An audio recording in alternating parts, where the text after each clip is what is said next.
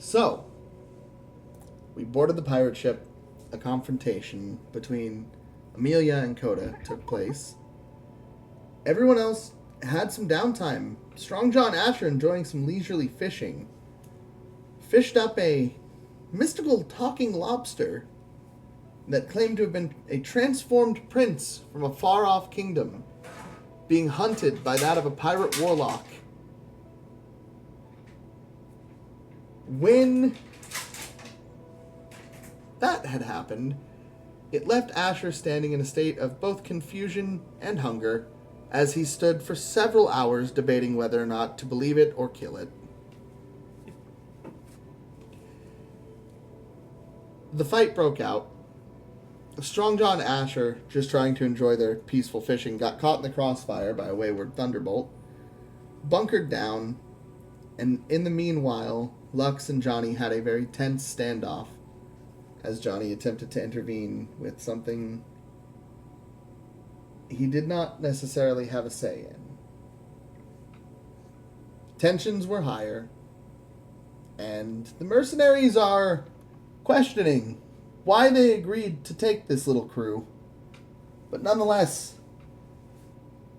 another conversation had in the cabins led to several reveals and many, many other things.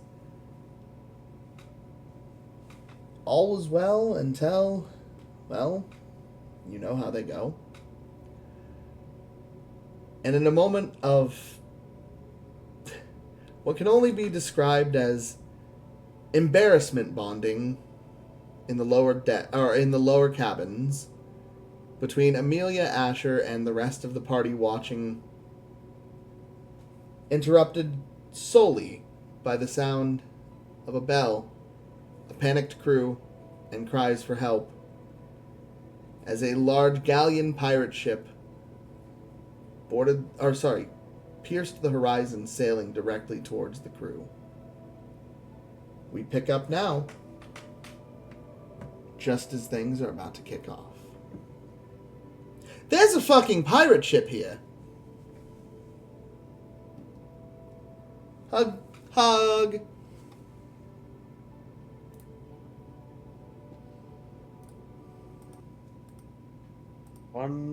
Fun.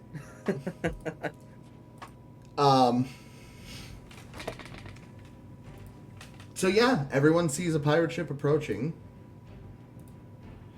It's a large, very, very heavily modified, old-style galleon warship. Many cannons protruding out the side, 3 hefty-looking sails adorned on the masts, and a Jolly Roger. So are we... Go ahead. Oh. A Jolly Roger, a black skull and flag. I was gonna... Continue. I was going to say, are we trying to fight this thing or get the fuck out of here? We are in the middle of the ocean, and their ship is a lot bigger than ours.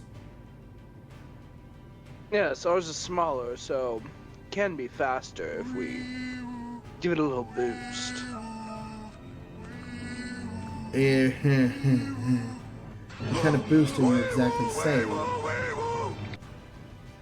Well, I could cast wind wall in our sails. Wouldn't that push us further? You know. It could also damage the sails completely. Yeah, but it would get us away from this pirate ship. And could leave us stranded adrift.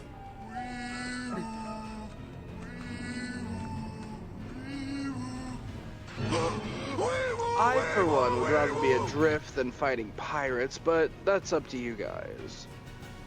Considering this was a voyage only meant to last 3 days, you'll very much regret those words if ever we are caught more than a week out at sea.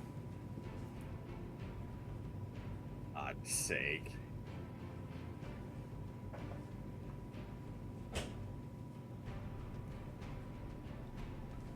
Right now, there's a good chance if we try to turn tail and run, they're gonna catch anyway.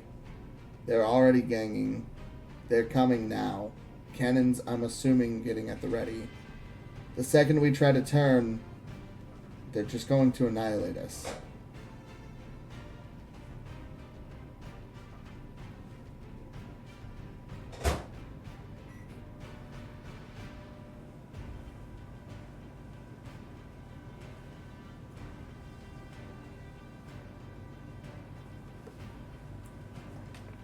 What is the rest of our party presently doing?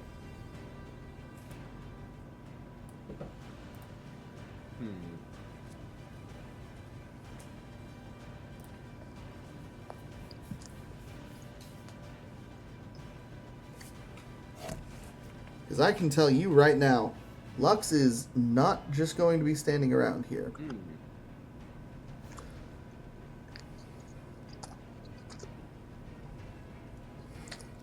Holly, we can hear every detail of you eating. Yeah, like, I didn't need to know what the inside of your mouth sounded like. Like, holy fuck. Those are noises only your husband should be hearing. Go start an ASMR channel or something. I'm glad you find it funny. Sorry. I didn't mean to. I know. Oh, I'm still not. I'm still fucking talking. I thought it muted. Woman. What are you doing? How about that? Because right now everyone's just How far away is this pirate ship? about 500 meters at this point.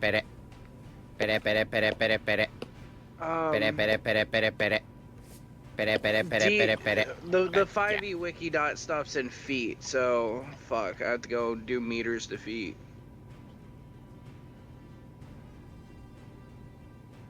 How many meters was it? 500. So they're about 1,000 feet out.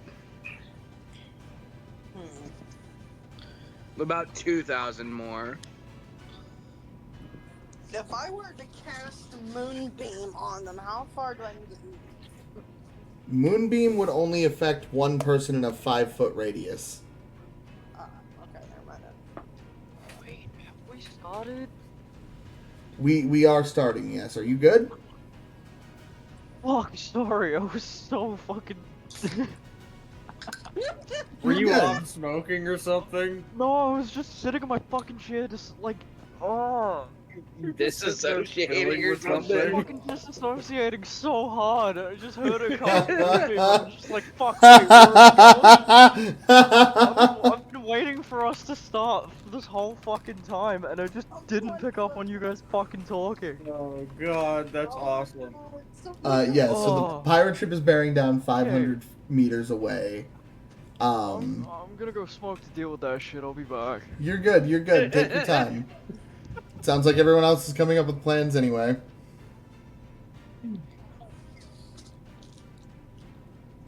Okay, I'm going to mute because I'm going to eat this sandwich, Please. and I'm thinking of what to do. Okay.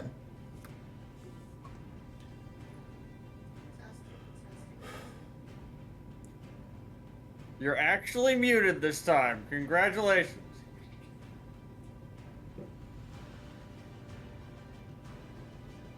Holy fuck.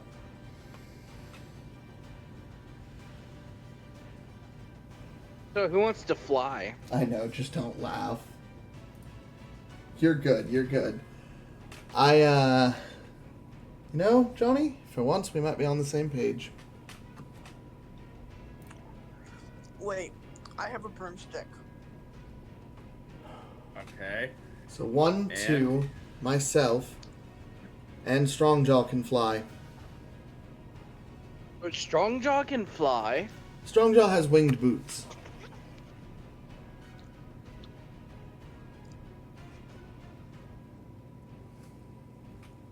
Well, I could cast fly and get the rest of us in the air. I have something for myself. Do what?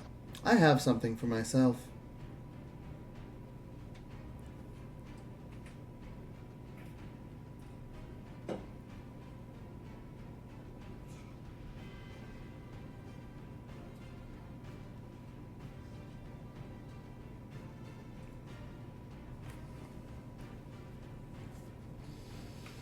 You know what? I don't get to do this much as this character. Yeah, I know what I'm doing. We can circumvent them. We fly over, we slash their sails. They can't progress forward. See, I was thinking I have a couple things that I could do up my sleeve that we could possibly talk to them before, you know, we get into a full bout of fighting and such. We're gonna have to fight no matter what. If they're pirates, they've got black powder weapons. That's for sure. Even in the air, it's gonna be an issue.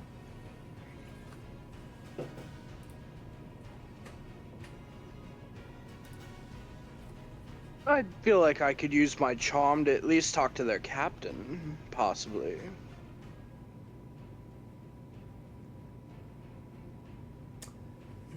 I do want you to It's keep in just mind what we've learned in the last 5 minutes is apparently this lobster is saying that the person on board that ship is a pirate warlock that is out to overthrow his kingdom.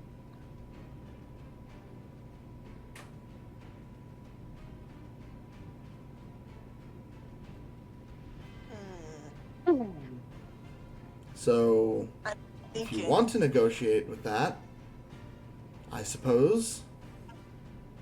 But I wish Izzy was here to elaborate with me here. Collaborate. You mean pontificate? Here. Ooh, who's also here? Mystic. Hello. Hey! We're in the process of running Oh, D&D so- right now. How are you? I am okay. Good. Unrelated, but what you doing? Running D&D at the moment. Oh, I should pop out. You can still hang out. Yo, Mac. Yeah. Would you mind pulling me up real quick and seeing if you can read my character sheet? I can't quite tell.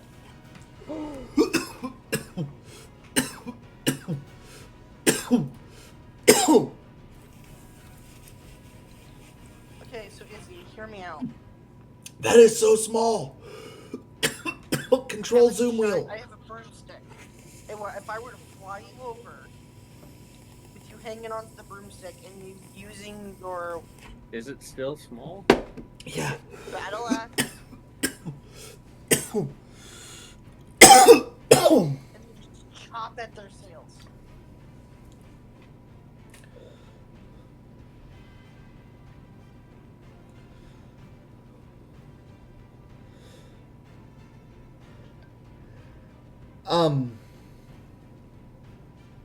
I do think it's a good idea to take out their sails for sure. We need to account for everyone that can actually move on their own in the air then. Myself, I can. I think the only one that's groundbound is Ascher.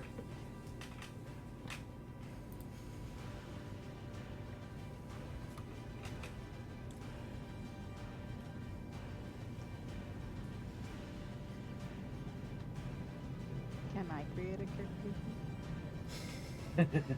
If you want to join, we have an open community campaign we run. Go. Yeah. Please join. Please, absolutely send me a character sheet. We can talk everything and get you all set up. Do I use crayons? You can use whatever you want. We've got players that have made their own character sheets or just used an app. I use D&D Beyond, but it's very limited. On my phone, though, I use 5e character sheet because it's not, and it's really good. Let's go. Yeah, you can actually see a lot of our characters in the Dungeons and Dragons tab on the Discord. Oh.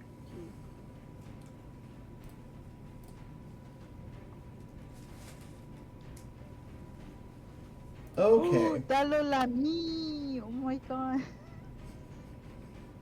Wait, which one? Ollie? Oh, yeah, that's one of mine. She's a chaotic little bundle of hell. Duplicate. No, it's not me. It looks like me, but it's not me. I don't know, you are pretty chaotic, though. What do you mean? Huh? Oh, just in a really good way. You bring high energy. Oh, okay. I'm really low energy.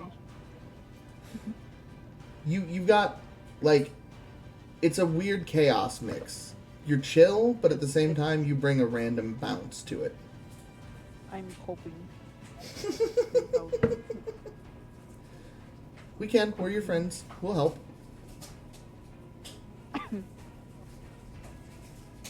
So, as everyone is discussing this, the lobster, who had revealed that his name was Dwayne, looks up and says, "I would like to fly. I will personally go over there and snip that man's arms off until he agrees to turn me back to normal."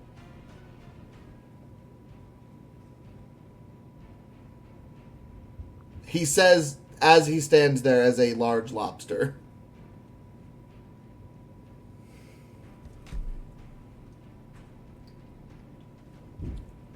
Is anyone going to say anything to that? To Wayne the Lobster Johnson, he's ready to fuck someone up with them claws, I'm telling you. God. He said, "I'm here to bring the smack down."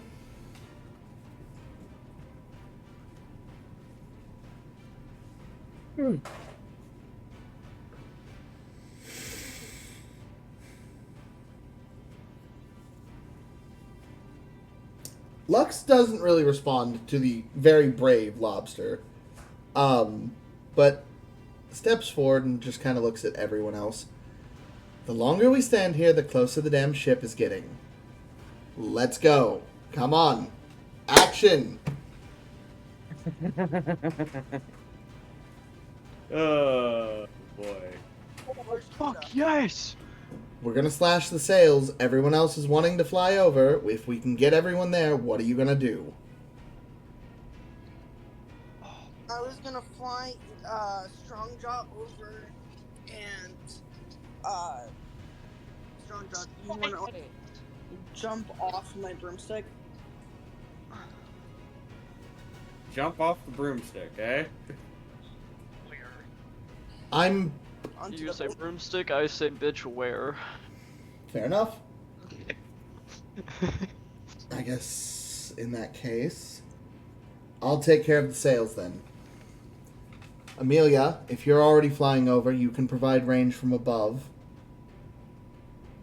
Okay. Johnny, you take Asher. Johnny died. Good. He looks at us and says, "Okay, posh, posh, posh, snippy, snippy, wine sip."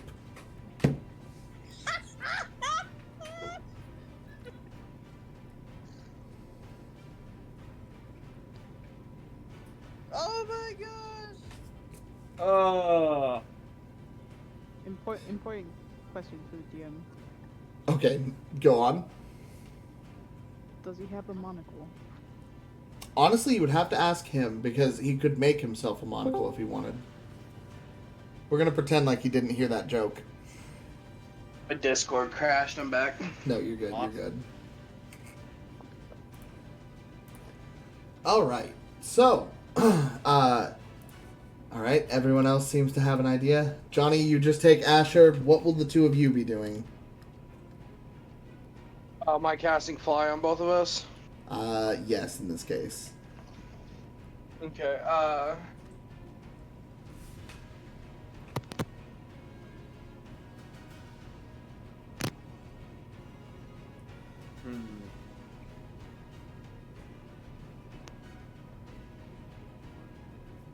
What is your visual component for casting fly? I do the Macarena. Christ. Just start ascending as you dance.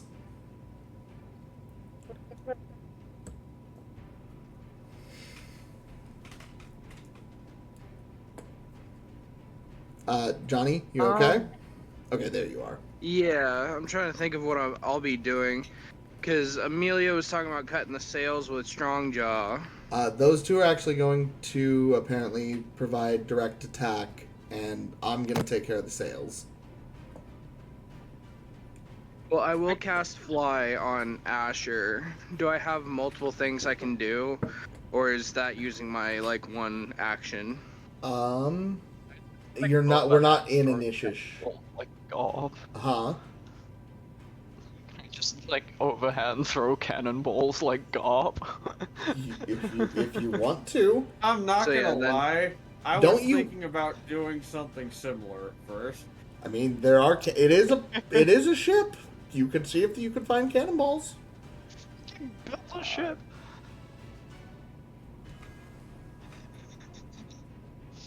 Suavemente, With all of the metal God. that you've salvaged throughout this trip. They're fighting on like 18th century sailboats, and you just have like a fucking modern day battleship rock up.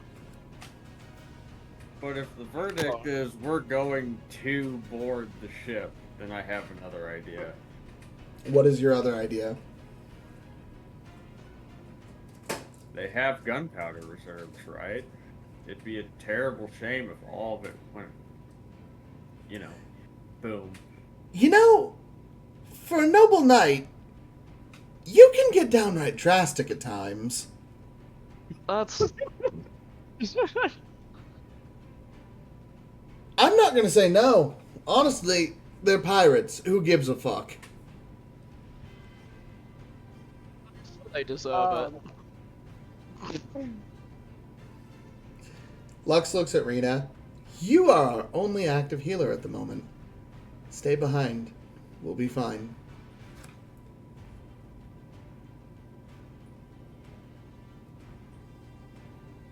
She doesn't say anything. She just hugs him.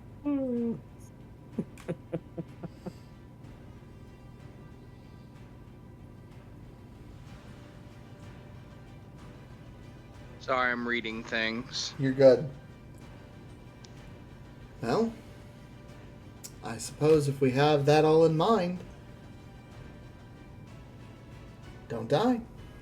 I will wave my hand, and you will see a purple sigil weave into a spell array in front of me, which in a circle grows in size, and I step through it, and as I leave the other side, my features and body have changed. Physically, I'm slightly taller, more elongated limbs, almost an angelic kind of look, with large spectral wings behind me. And I just take off the ship.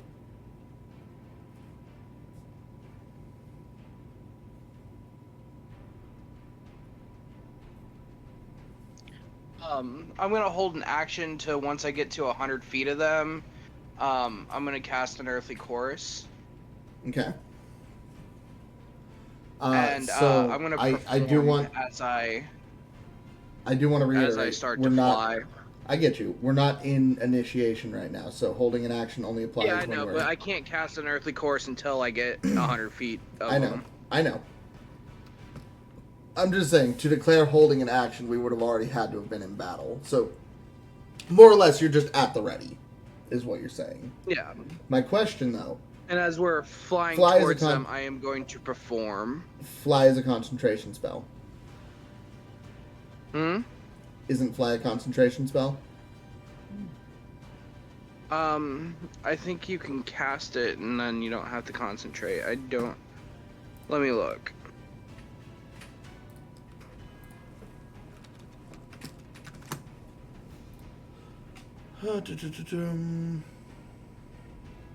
It is a concentration It spell. is concentration, so no unearthly course, unless you want to let Asher fall. As long as it's on someone's head.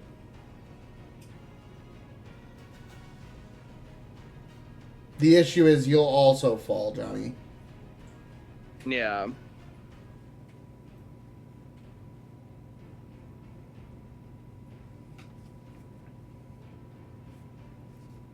It's the bitch of those concentration spells, man. They're so good. They just limit everything you can do immediately after.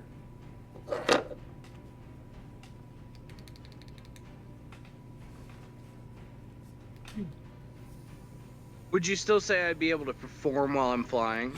That would not break your concentration. By the rule of concentration, the only thing that would make it happen is if you took a hit, fell into an environmental, like, if you fell into the ocean for some reason, and your status changed from breathing to suddenly not. So, equal number to my charisma modifier, so 9 people on our team gain plus 5 temporary hit points. Okay. What is the range Also, on I that? look. It's just if I can. Let me see. Hold If you on. can see them. As a bonus action, you can spend one of your uses of Bardic Inspiration to grant yourself wondrous appearance, which I'm casting my Bardic Inspiration. Okay. Number It's one of your creatures 3. you can see within no, 60 5. feet of you. Okay. So, Lux is the only one not gaining benefit from this, then.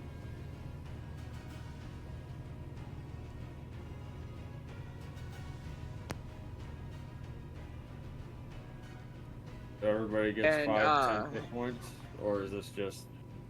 Yeah, you get everyone 5, gets 10 5, 10. hit points, and you can oh, never mind. Well, this doesn't really matter, but if I would have used this later on, you can use your immediate reaction move up your speed without attack of opportunity. How long does this last? But oh, you just get 5 temp hit points. Well, I know, but the condition or the actual status will last. Your change will only last a turn in that case.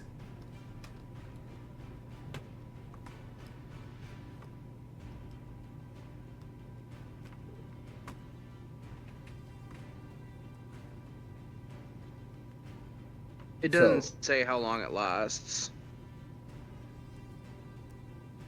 I'm gonna guess until the day's over. I'm said gonna Unearthly guess Beauty? until a long rest. What are you using? It's my enthralling performance. It's part of my being a glamour bard.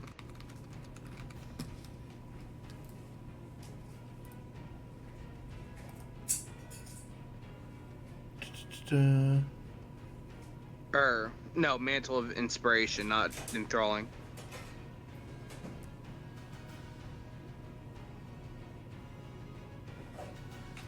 Okay, so you have to sit there for 60 seconds in place and do a full performance to activate No, this. that's enthralling performance, not the not mantle of inspiration. That's what I'm using. I'm using mantle of inspiration. You said enthralling performance, but okay, so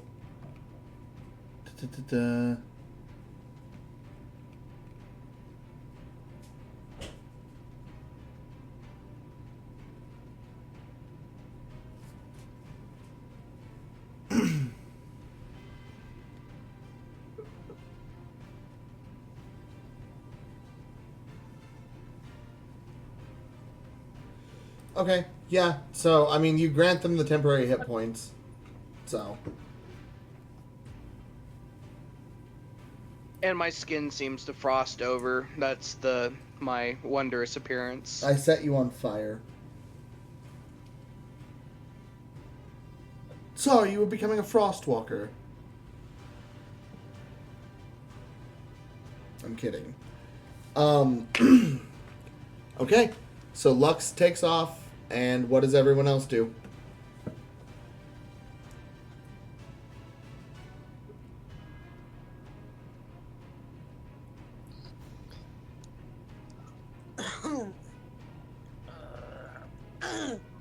I do not know. I'll let y'all get close, because I'm not really an attacky boy. So, at this point, you guys, Amelia and Strongjaw, you two ascend on the broomstick of flying. Johnny casts fly on himself and Asher, letting you guys in a kind of Peter Pan-esque way, I can fly! Off the ground. He can fly! I can fly! I can... I have a really dumb idea, and I don't know if it's going to work. Go ahead. Tell. I have that cloak.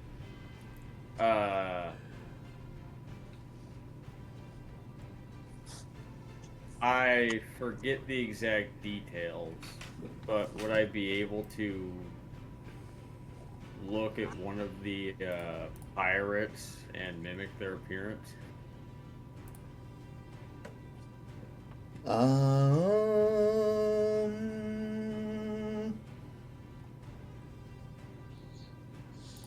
Let me see.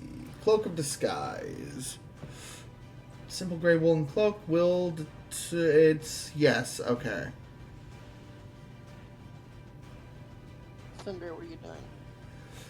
Okay, so roll a d6 for me. D6? Yep. Off the phone there. You're just trying to go for a general disguise because you have no item or, like, contact with any person in particular. Huh. What's a 5 get me? Some of them may think they met you briefly. So, you transform into very generalized pirate. Like, you're not sure if it will pass, but it's just enough that it will more than likely pass as a standard kind of pirate get-up. You've got the kind of bandana pulled back hair going on, and then it's just the standard, like, cabin boy tunic style shirt with the long, flowy, like, baggy pants, all done up on the strings and twine. You just look like you're coming off of a long adventure, essentially. Huh. Interesting. It's a cloak that has a RNG generation on Alter Self. It's kind of fun.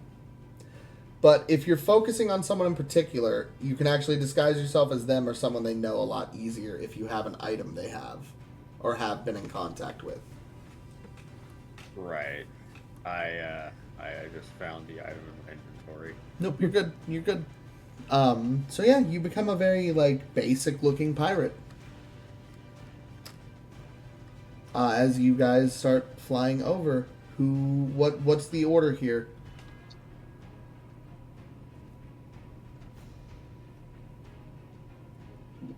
How does everyone do this? Where do you stay? Front, middle, back? Johnny already said he's staying further back.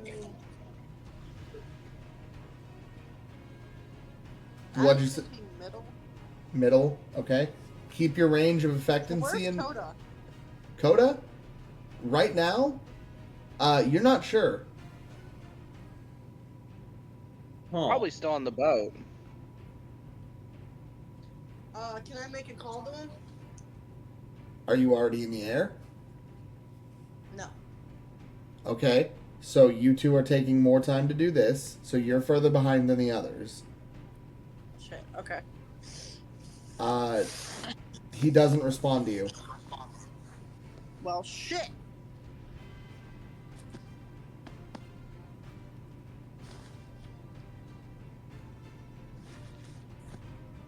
I'm wondering if the pirates took my boy. God.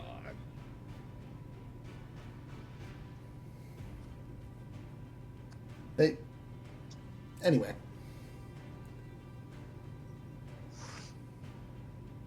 I imagine Asher would probably stay back with Johnny. Okay, so you're gonna stay Yeah. further back as well. Even though your whole plan was powder kegs? Pretty much. Alright, so you Makes choose... it you're easier gonna- if they don't recognize you, or at least You're- I think they recognize you. My argument to that, you're flying over open water. Spoiler, they're more than likely going to see you coming. Yeah, they probably will be seeing you flying there, and you know, showing up with us. So if you're trying to stealth this, everyone make a stealth at disadvantage. Lux, on the We're other trying to hand... stealth this. I don't know if you are. Lux, on the other hand, is streamlining straight for the sails. Wasn't exactly planning on stealth. That was me, but, fair enough. I was just trying to make it easier to get inside. The logical issue here is you would see anything flying towards you from over open ocean. It wouldn't be hard. There's no fucking way to disguise yourself floating in the goddamn air. Well, I could cast invisibility on you, but... You can't, because then you couldn't fly, because invisibility is a concentration spell as well. I know. You also can't cast invisibility on anyone but yourself. You need greater invisibility. Oh, is that... Oh, yeah. Yeah, so that's a bust, and I kind of just look like a basic-ass pirate now. It's, Thank it's Ascher, like... Thank! It's kind of like Lux said. They're pirates. Who gives a fuck? Hit them fast. And then flew. So, whatever we're doing, I'm charging hit first. No. You are stuck with Amelia unless you just want to say screw it and fly off with your boots. Because Amelia is currently looking for Coda. Where's Lux going? Oh, he hauled ass straight for the sails of the other ship. He literally turned into an angelic form, grew spectral wings, and flew. God damn.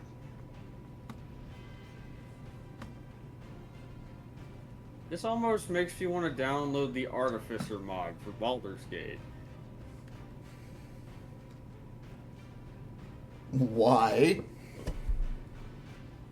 You make Lux sound so genuinely broken at times. He's an artificer sorcerer.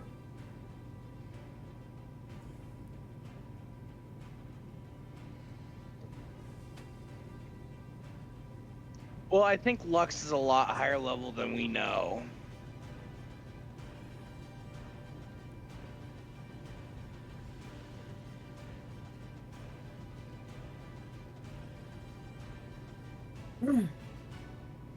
That's an assumption to make. Considering you can see my character sheet on screen right now. Oh, really?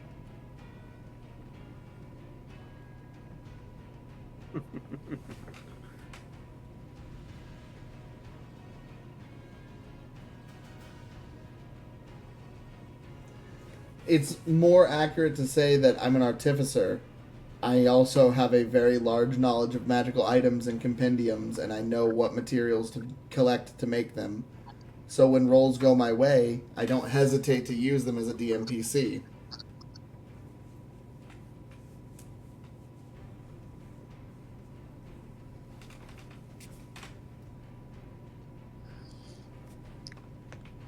Alright, so I want to go ahead and get on my broomstick and start going towards you guys.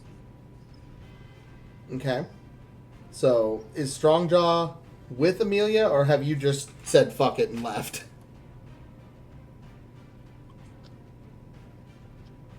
I think I said fuck it. Okay.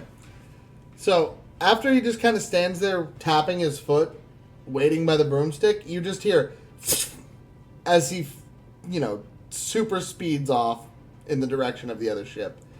Eventually, you as well take off on the broomstick in that direction. Okay. So, the order is, right now, Lux will arrive first, followed shortly by Johnny and Asher staying further back, Strongjaw flying past them immediately after, and Amelia bringing up the rear and taking a spot a little further over the open water.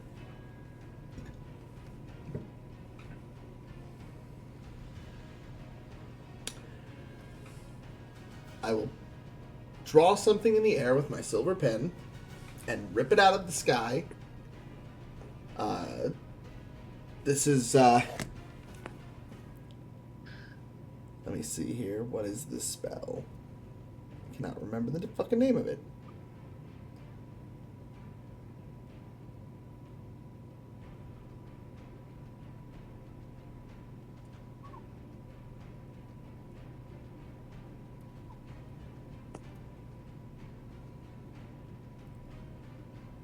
Script sword. Essentially, it's a green flame blade. So a sketched flaming sword. Essentially, it looks like it's drawn by ink, but it's the kind of imagized version of a sword on fire. He rips it from the sky and just carves a huge gash across one of the sails as he flies by. You hear another alarm bell begin to ring out from the pirate ship. A lot of them scurrying, scampering, and you see several gunmen taking aim up towards my direction at this point. All of them using old-style seaman's muskets. In this case, there are 6 that you can visibly see. The rest of the crew scattering about, frantically taking to position, and some of them taking to cannons, some of them taking up swords and arms.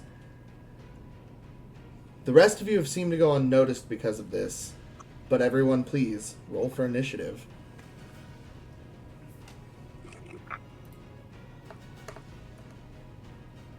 Sweet. Oh, damn. 19.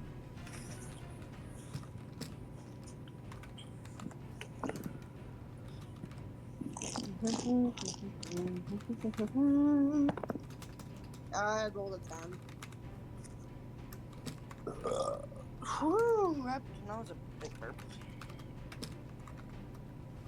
Okay, what else we got? 22.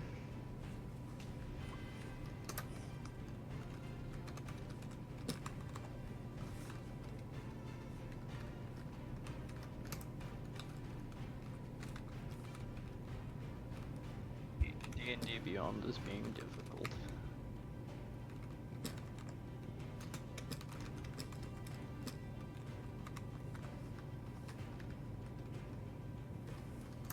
What's it doing? I got a soft 20.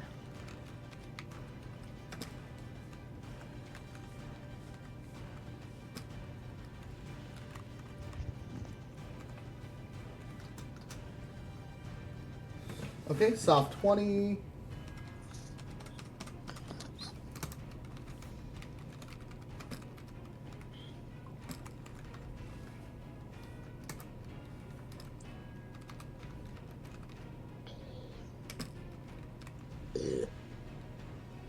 Disgusting. God.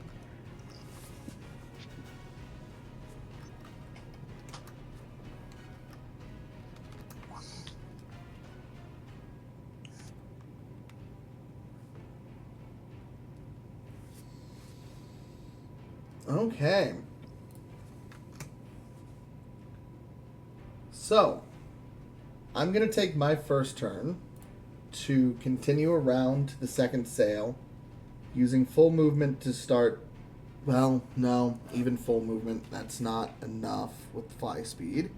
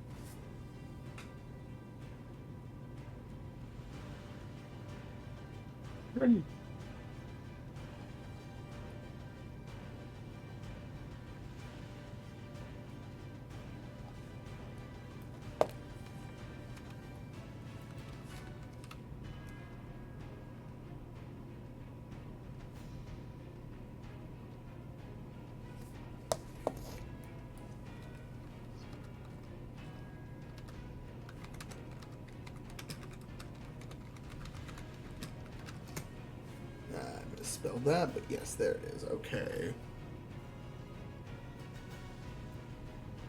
He points a finger out like a gun, and you hear what sounds like a crack of lightning as a flaming line of about 30 feet long burns the other sail away.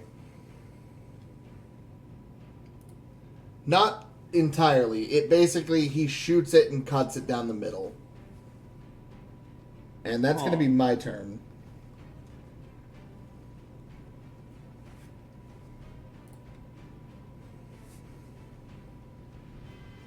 Anganazar's Scorcher. It's a fun little one. Finger gun, basically. Pew! And it would be Johnny's turn.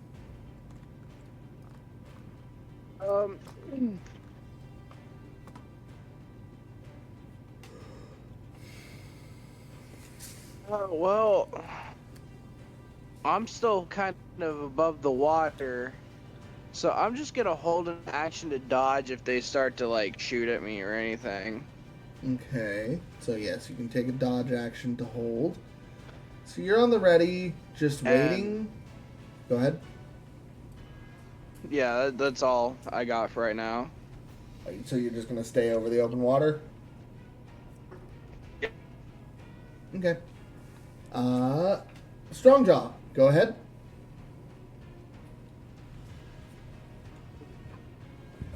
I had the stupid idea of just charging straight through the mast and wrecking it.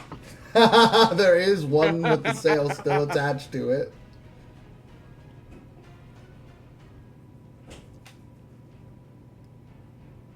So yeah, can I do that somehow?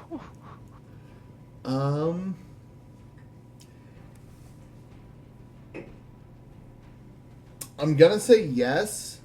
If you were to use, like, charging, you would have to expend your action to dash, and essentially you're gonna use the impact of throwing yourself through it. So you will take impact damage for this.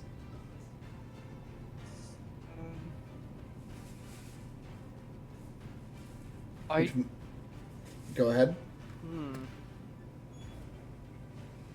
I do have a spell that's like a fucking full body armor type thing, but that would probably require me to be on land, not. You do have the movement to touch down with the boots. That's 60 feet of flying. What basically what I'm saying is once you get to the ship, to go further, you would have to continue your normal movement speed. The last mast is about 150 feet away from the front of the ship.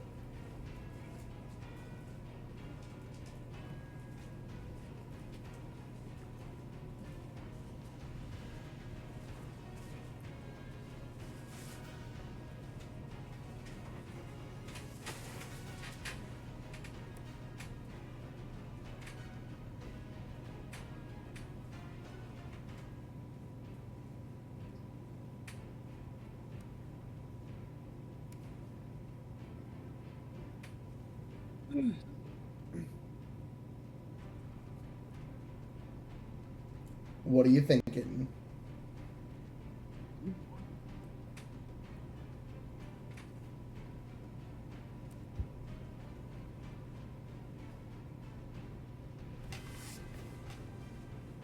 You good?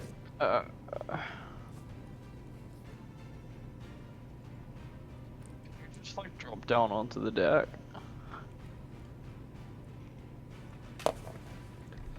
Yeah, you can land down on the deck, and you would still have, I believe, 30 feet of movement without expending an action. If you expend it to dash, 60 feet. You are, however, within range of the 8 gunmen. They're about 20-ish feet away.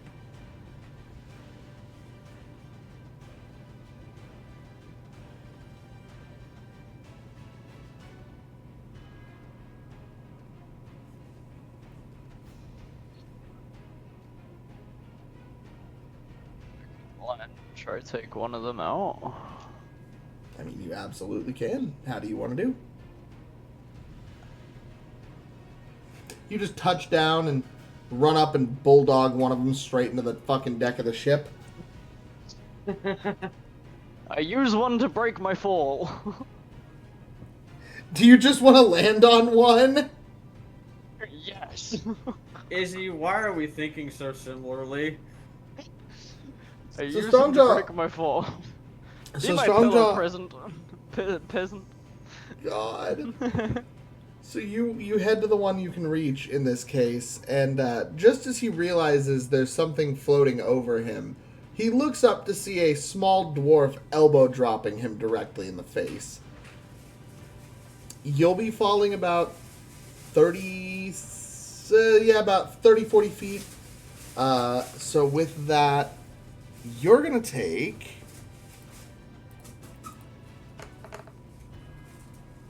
Wow, double sixes, 12 points of damage.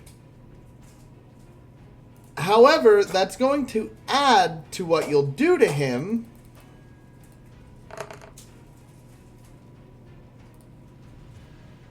So he takes 18 points of damage and crumples to the ground. Just, what the fuck? As he's laying there. So yeah, in a that kind of rocks the ship just a little bit. You land on this man. God damn it. So he is knocked prone.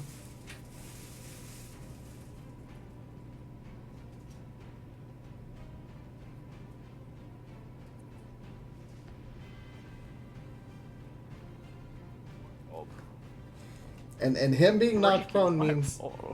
God. Thank you for being a pillow.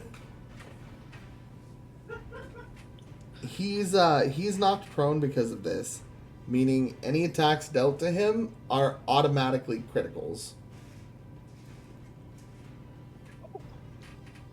Yeah, if you're knocked prone and get attacked, it's bad.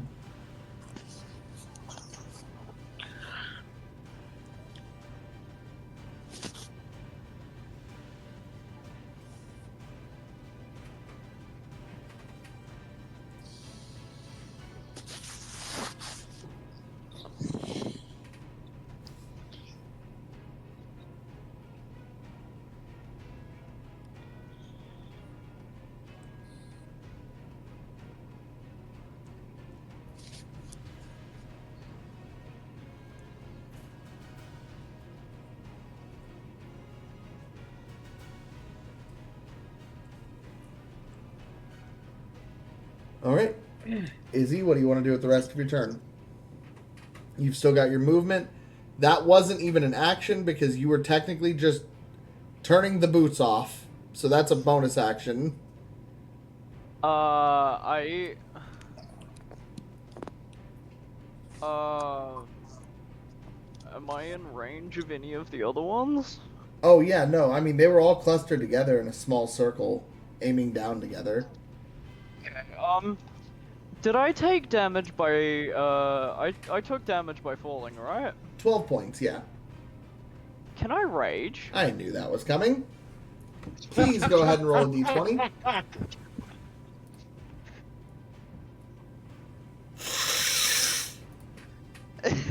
Trust me, I just know at this point. Like, shocker, the barbarian damaged themselves. Raw! Okay. So, roll a d20, and then roll a d100. D20 was 18. Okay. Interesting. D100 is 68.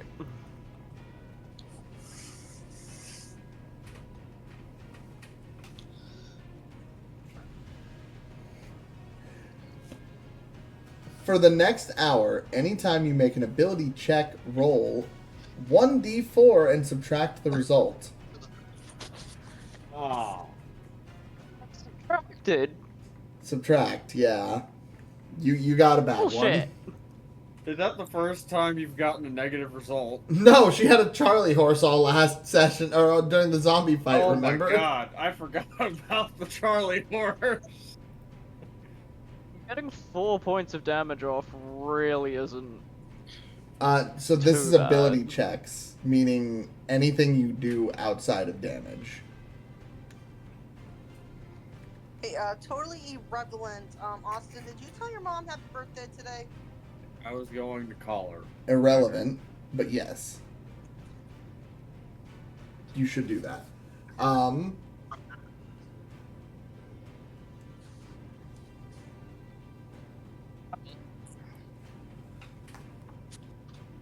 wait, did you say 8 or 18?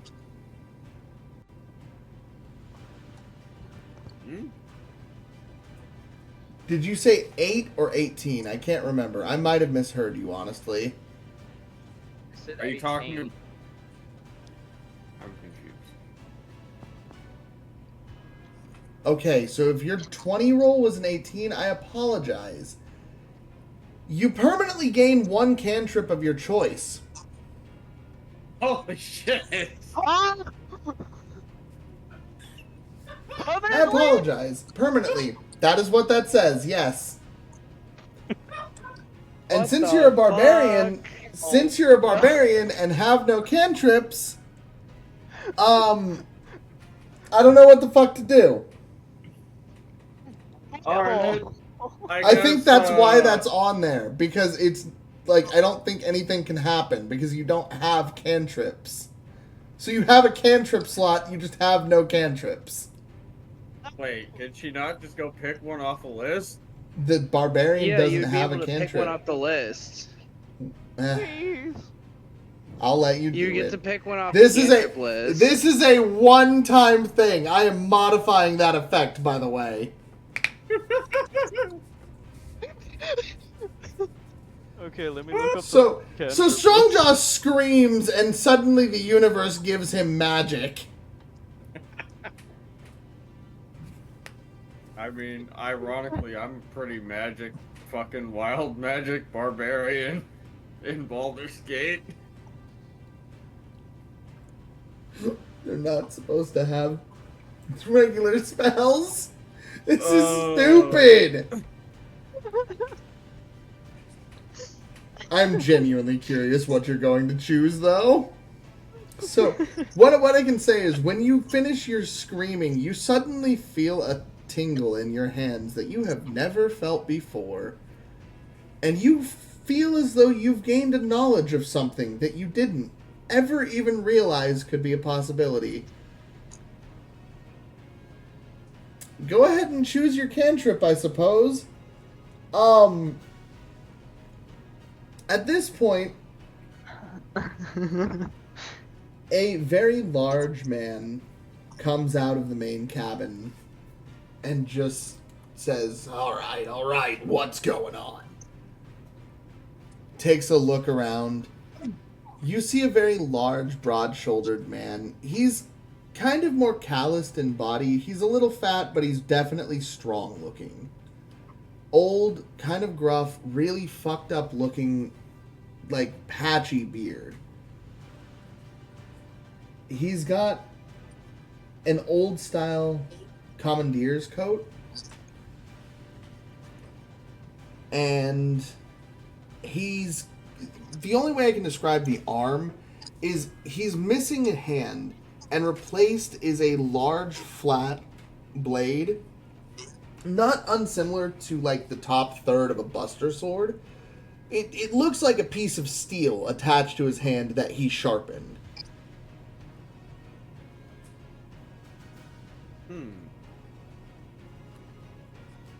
And he'll look at everything going on, and he'll see Strongjaw. Who the hell are you?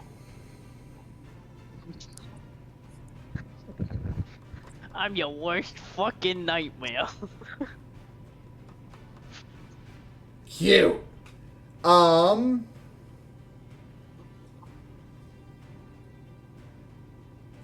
he is going to wave his hand in an arcane array similar to one you've seen that Lux uses, appears, and on the railing of the banister in front of him pops out a small silver cannon that takes aim at you, Strongjaw. And what he proceeds to do is he pulls a small whistle from around his neck.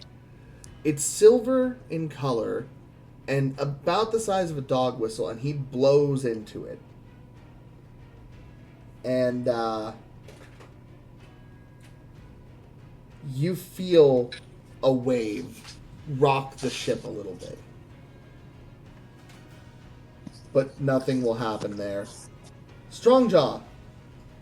The cannon he summoned fires a small magical cannonball at you.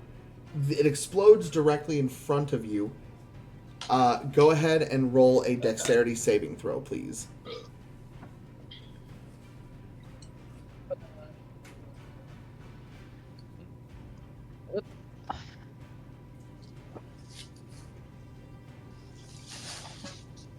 $22.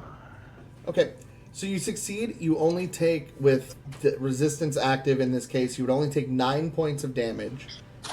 As the magical cannon blasts you and knocks you back only 5 feet.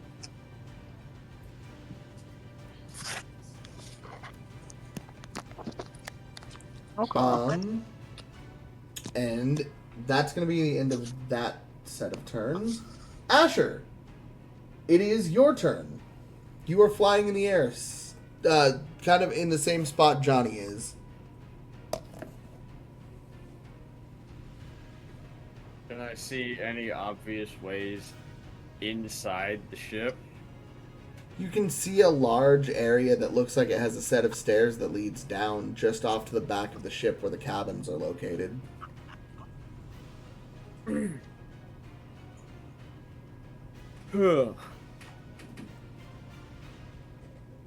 Is anybody even remotely near that area? Pirates or friends? Pirates. I mean, there are people scattering all over the deck at the moment. There are people assembling, getting into battle positions. There are people taking aim at at our ship with cannons right now. We've got the whole set of gunners just off in the middle of the deck. The captain is up above the cabin, standing up where the wheel is.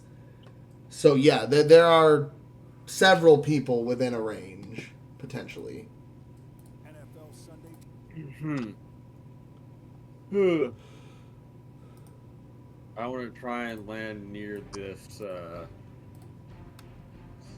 stairwell in question. Okay. Fly is 60 feet of movement per turn, right? Yep. So you can just make it to the deck of the ship with the movement of your flying.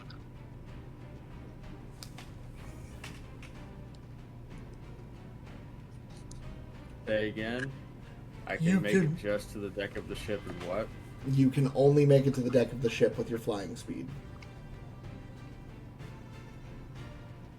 So you can Alright. stay above it or you can land on it, but that's as far as you're getting flying.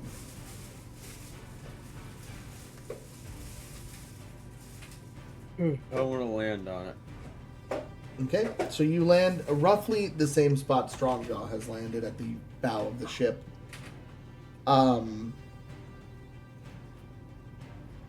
Yeah, you're basically standing next to Strongjaw. You see the captain up by the wheel. You see all of these gunners, still 7 of them on their feet, aiming in various directions. Some at the party, some at Amelia, some at Johnny off in the distance. Some are aiming up towards where Lux is. There is one on the ground who is presently trying to pick himself up and catch his breath.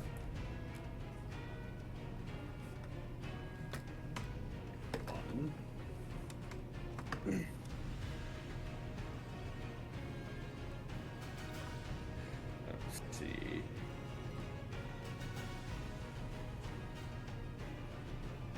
Magic list. Where are you?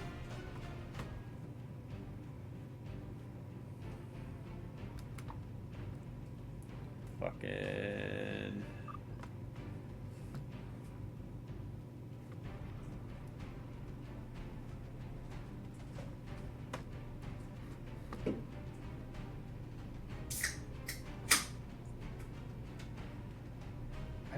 think I could technically cast Golem's Blessing if there's no earth around the guy. That is correct. You cannot modify wood in that way because it is an earth-based spell.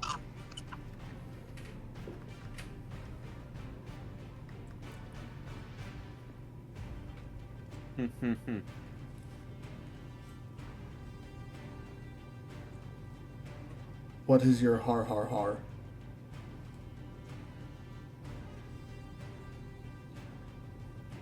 Alright, real quick, I'm gonna cast arrows from hell aimed at the 7 fucking archers. Or gunmen. Okay. It hits a 15-foot radius, so you would be able to target 4 of them. That works. Okay. So they all need to make rolls here. Give me 1 sec.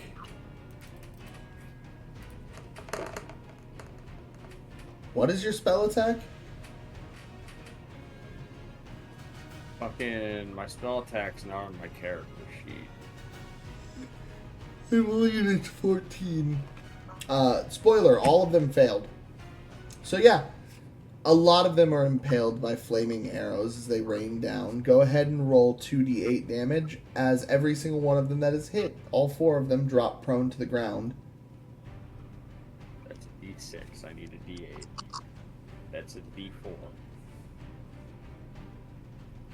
That's a percentage die. That's a d12. Use that. D12s are great. Do you want me to use the d12? No. I can use the d12. No, you should be rolling 2d6 or 2d8s. Sorry. Let's see.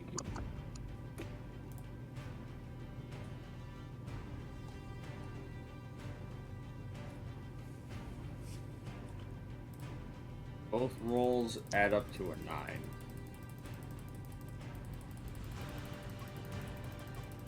Okay. So a 5 So- or 4. 9 points of damage total.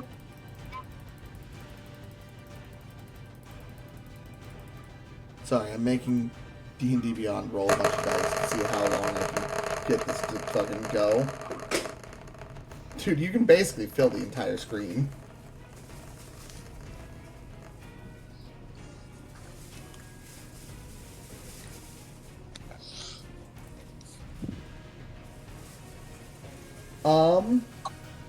Okay. So, yep, you got 4 more knocked prone soldiers. 2 of which spend their turn to get up and immediately haul ass further away towards their captain. Amelia, it is now your turn. Yay! Got so excited. Yeah, I've been waiting patiently over here. I need a drink after that. Okay, I am gonna go ahead and cast Moonbeam right on Strongjaw. I'm just kidding. Totally kidding. That's not funny, given the Ah! I don't know. I'm kidding. Ship, I appreciate you being here. Much love, bro. Oh, Back, you should force her to do it for making jokes. Hush. please no. Okay, so you cast Moonbeam on Johnny. No, I said Strongjaw, but I was joking though.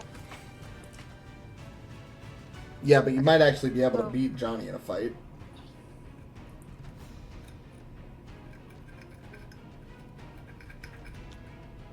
What enemy is the closest to me, and how far away am I from the ship? 100. Basically, you are roughly 50 meters from the ship. And the closest enemies would be the gunners, who are just a little further than that, at about 70-ish meters. 75-ish now, give or take how much they would have moved. Because I was thinking about shapeshifting here. Into what? A dolphin? But what's a dolphin gonna do? I could attack the ship from underneath. What's a dolphin's teeth gonna do against hardwood?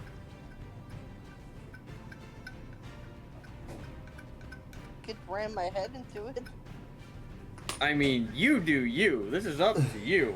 I'm just curious what your thinking process is. All I'm gonna say to that is there's a thing called impact damage. If you want to go this route, it's a possibility. It's exactly like what I explained with Strongjaw. You will take damage from each hit. I want to remind you, if you were underwater and that dolphin form ran out of hit points, you would then be turned back into Amelia, sucked under the ship, and keyhauled. Good point.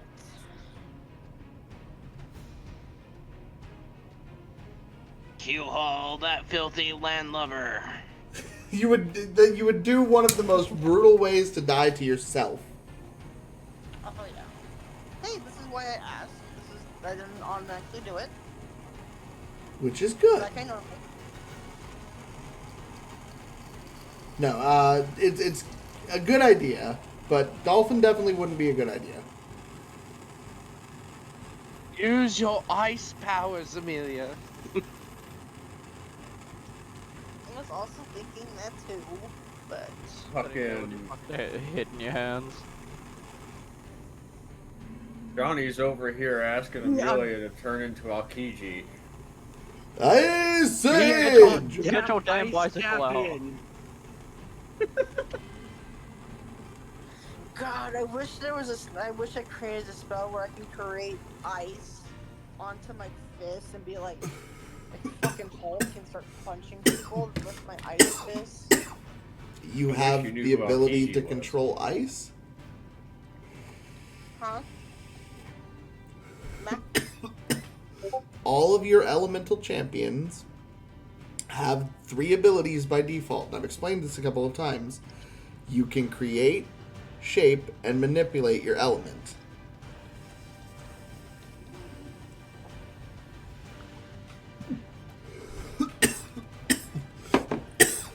Would me landing on the ship count as a move?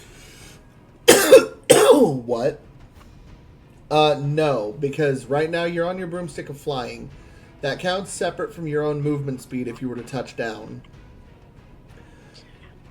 If you touch down, though... Go ahead. Do what you were going to do. No, I'm thinking. Ooh, okay. I'm gonna fly close to the closest enemy and create a giant icicle and stab it right into their gut. Wait, who?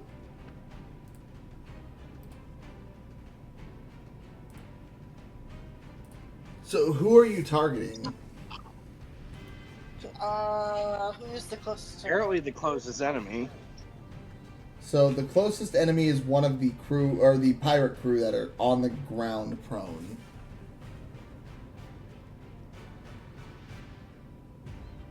So Amelia's just planning to brutalize someone. I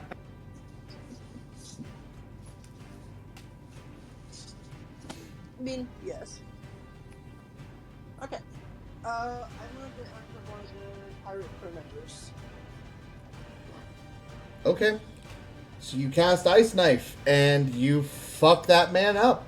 I'll have him roll the save, but guarantee he ain't making it. Well, you know, if he wasn't prone, that would have been really good.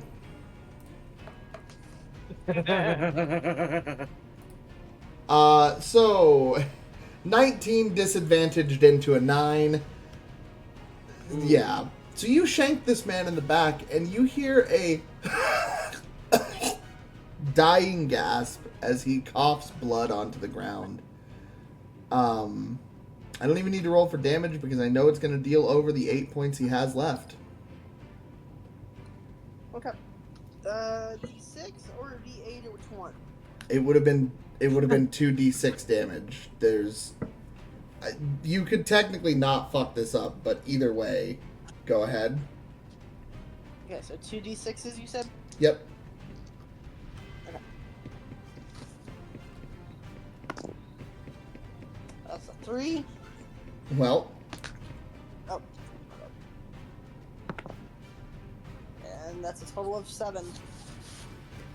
he's gasping and wheezing for life as he attempts to mercifully crawl away from you. The others that are around everyone, the ones still on the ground, all stand up, minus the one that is now at 1 hit point. The other two that were already standing turn, seeing Amelia, and they take aim at you. 2 muskets fire. Please roll 2 dexterity saving throws. If you you need to beat a 15. Okay.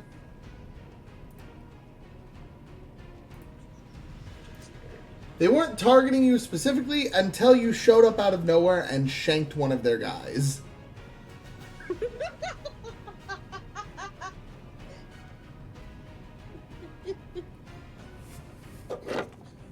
I wasn't expecting her to, like, insist on rolling the damage. Bro, she must know Prison Mike. Yeah, you fuck with the biggest guy.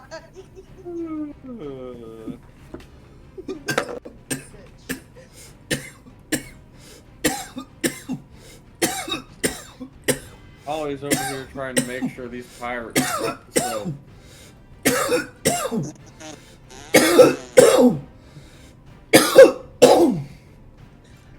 It's more like that one Key and Peele skit when they had fucking Jordan Peele as Lil Wayne in prison.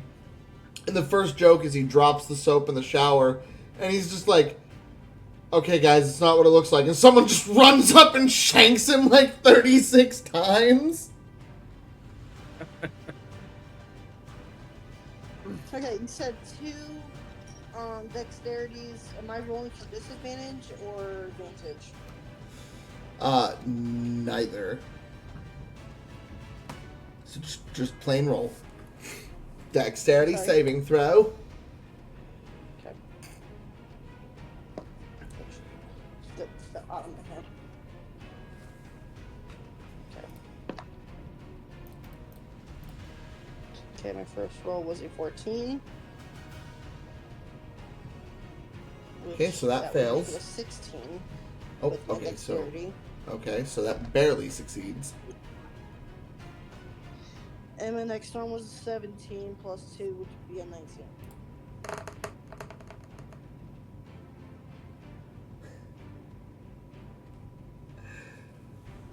Okay. So the first musket hits you for 11 points of damage in the shoulder. Okay. The second one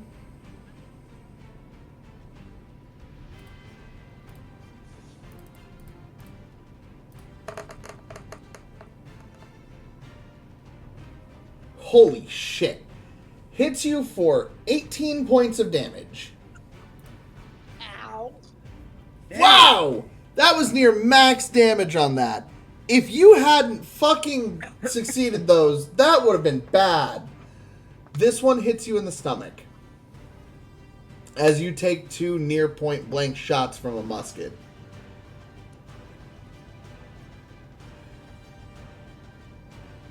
I am gonna turn you down on Discord and try to listen to you on your stream here, because Okay. you're breaking up really bad. That's fine. If you didn't hear me, bitch, you got fucked up for 40 points of damage. Oh yeah. Medic! Medic! She just gut shot and bleeding on the ground. You did succeed both. You are still on your feet at the moment. This is the first time you've been shot. This is not a good feeling. Oh yeah, it's not. I'm hurting.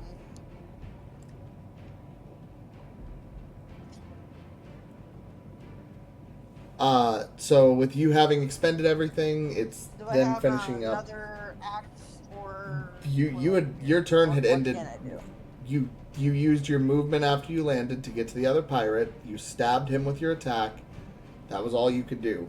What just happened is the other people's turn, and now it's back to Lux.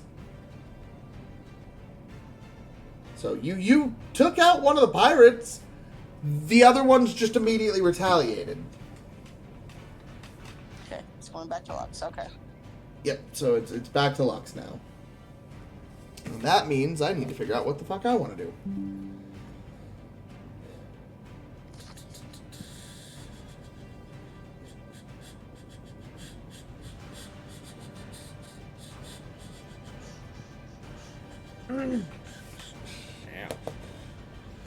Yeah.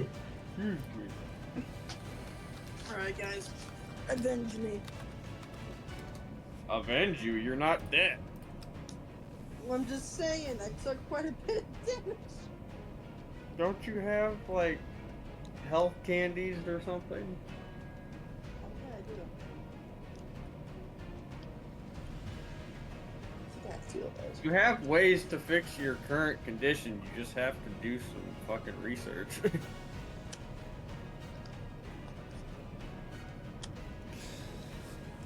Lux flies down, using his movement speed with the wings from his otherworldly form. He reaches out to his hip and flicks out the pistol that Ascher had finally given to him. You see it is an old style revolver modified with magical adornment. It does not have a cylinder, but when he pulls the trigger, you hear what sounds like screeching metal on metal, and a wave of energy fires through the captain.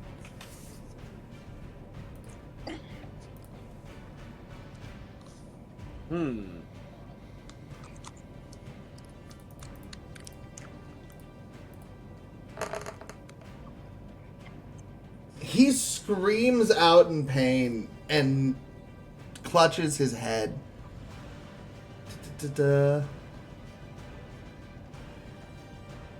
You also watch as he is launched 20 feet forward and lands directly in front of Amelia on the ground, like clutching the side of his head, screaming in pain for a second.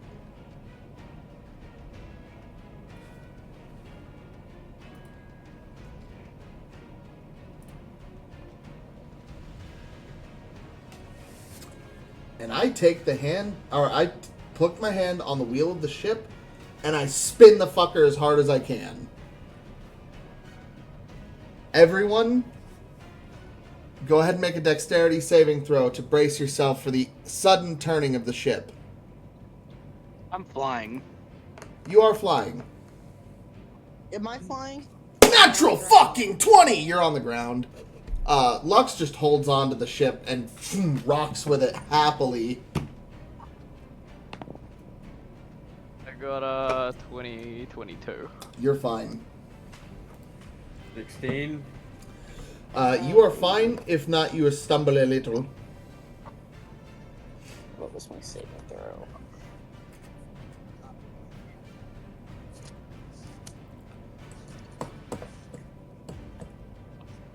I believe you said it was a +2, right?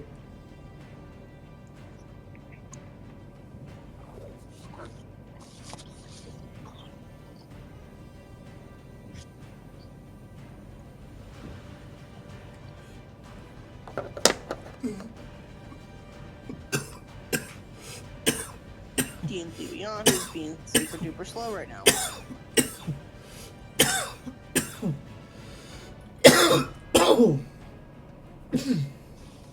You said saving? Oh, yep.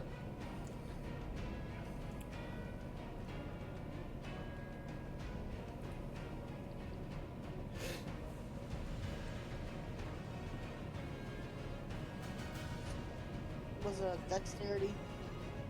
Yep, dexterity saving throw. Okay, that is a +2. Okay. I got a 16. Okay. So everyone makes it. You and Asher stumble just a bit, but you manage to keep footing. So no one is thrown. You see several of the pirates, unfortunately, fly into the walling of the ship.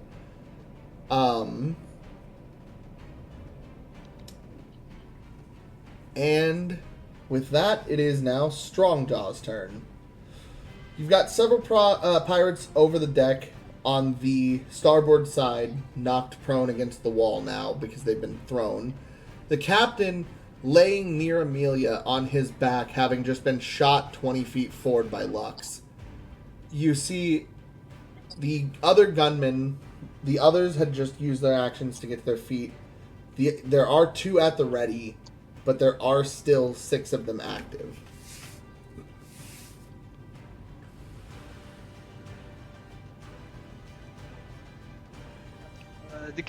You said the captain got knocked down?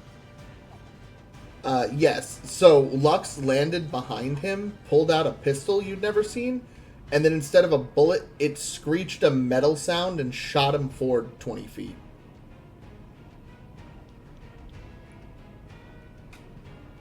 Still alive? Oh, he's still very much alive. He looks pissed off.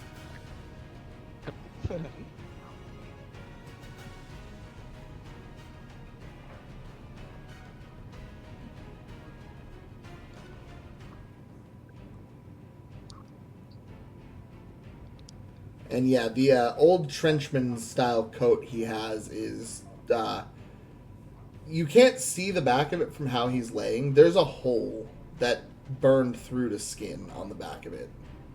Fuck.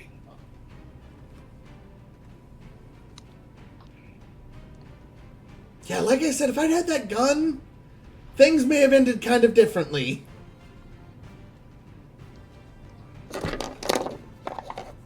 That clown situation might not have gone the way it did.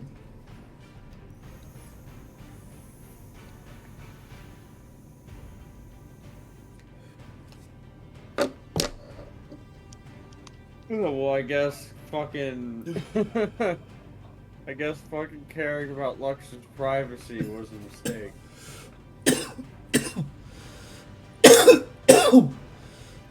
Maybe if I looked at what the thing was, I'd have thought to myself, yeah, he probably needs this. I mean, you didn't know. You were being kind about not looking, but at the same time, it's just like, motherfucker, how long have these been here?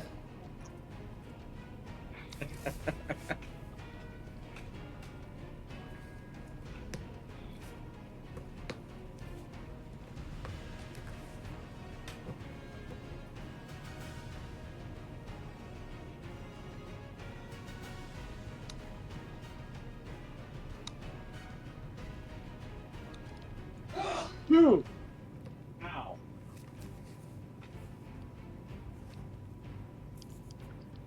So, Strongjaw, what you gonna do? Run up and punch the captain directly in the balls.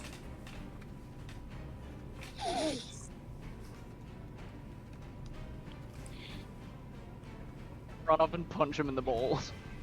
Are you going to actually punch him in the balls?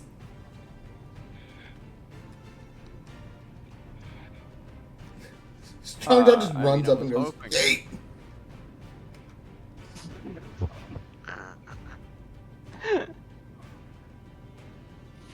Just deliver a flying knee directly into the man's crotch. I just fucking WWE fucking slam onto him. At a weird angle, you somehow do a fucking inverted soccer kick. Oh, God. Do a fucking Pele kick and just bring the fucking top of your foot down.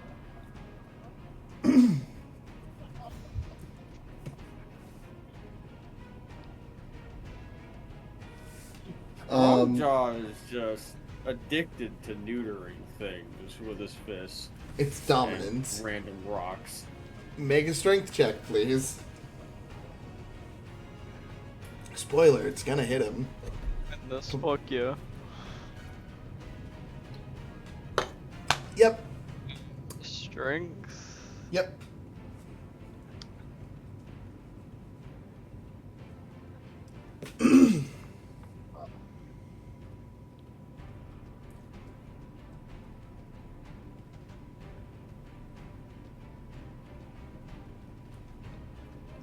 That's 28. Like I said, do I even need to fucking roll?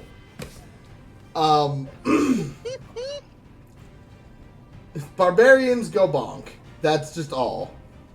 I'm just trying to stop overpopulation, I guess. So, fair point. describe what we Fair would point, see. Genji.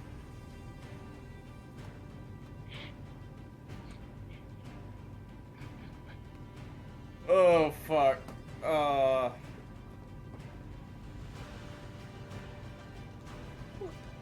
Thanks, Cinder.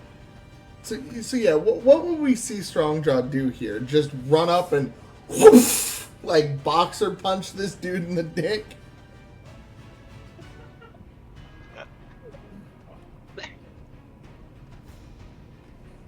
You going straight up Bob Barker? Wow, Denji, thank you for penning that. The dick, I just wanted to hit him while he's down. So you just like gut check him.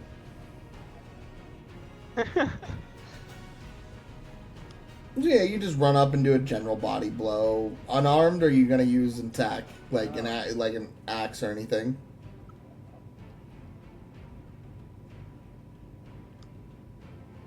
Could I smack him with the blunt part of my axe? Yeah. You just want to knock him in the face then? Smack him across the face with the back of the axe. I got a good one for you. That ain't even worse. I got a good one for you because of the way it's angled. So, go ahead and roll a strength check for me. You roll at advantage because he is prone at the moment.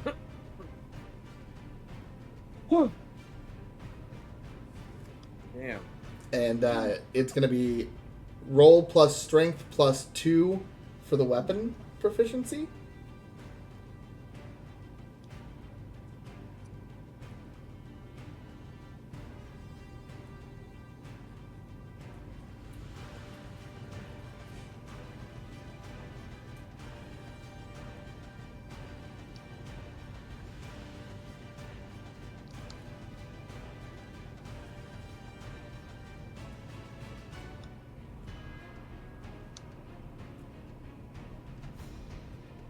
I think that's like 27?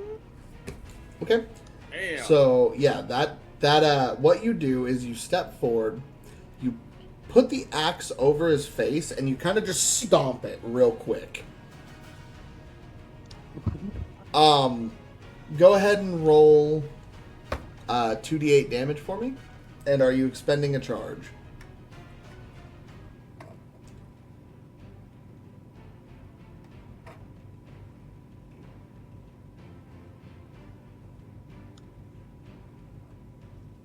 I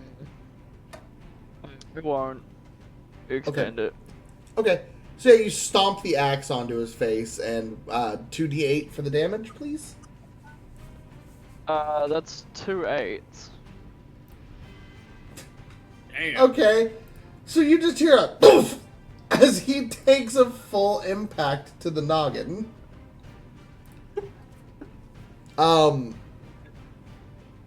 He's still conscious. He still doesn't look terrible. His nose is definitely broken after that.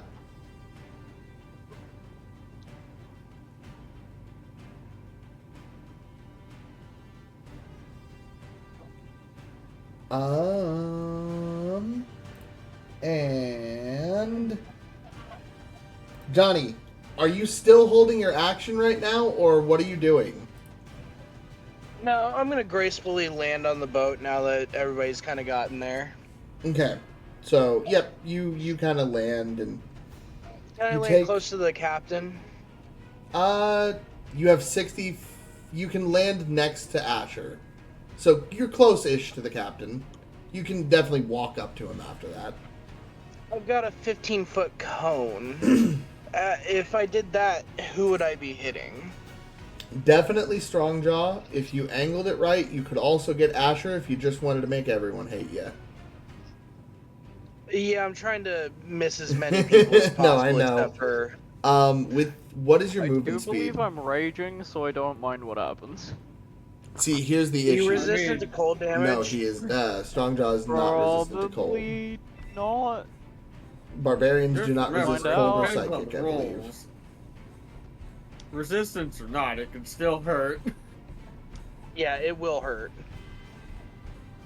So if you, it's a 15-foot wide cone or a 15-foot length cone. Oh, let me check that.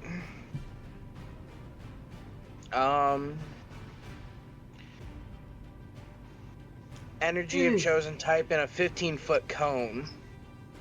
It just says 15-foot emanating cone. from you at that point, yeah. I would say there's not a safe angle to not hit one of your party members, because Amelia is also in there as well. Is there a... Do I have enough movement where I could possibly move to not hit anybody? The issue is Strongjaw is standing at the pirate captain. Amelia is just a little off to the right of that. Not laying on the ground, but gut shot, and kind of dealing with that. Asher is standing directly next to you, so even if you angled backwards, you'd potentially hit him. Can I get up, like, right up on this guy? There will be a splash damage radius to anyone in melee range, so still Strongjaw. And that would hit... And, well, You as it wouldn't well. matter because my spell doesn't affect me. Yeah. You willing to take a hard hit, Strongjaw? Oh, let me say that in character. Are you willing to take a hit? Or use something else. Yes, but I wanted to use the big blasty spell. Not taking a big hit this early.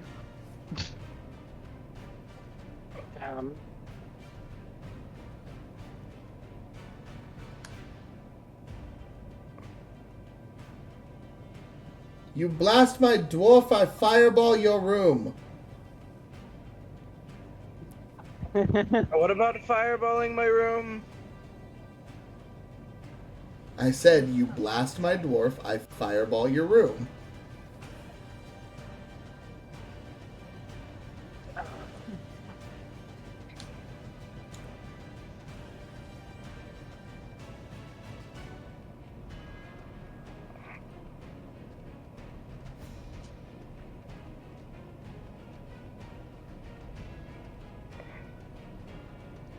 Let me look, and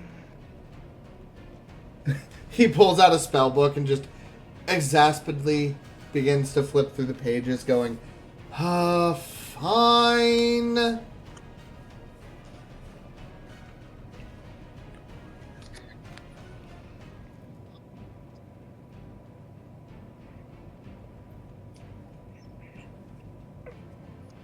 You're a barbarian. You have a high constitution, don't you?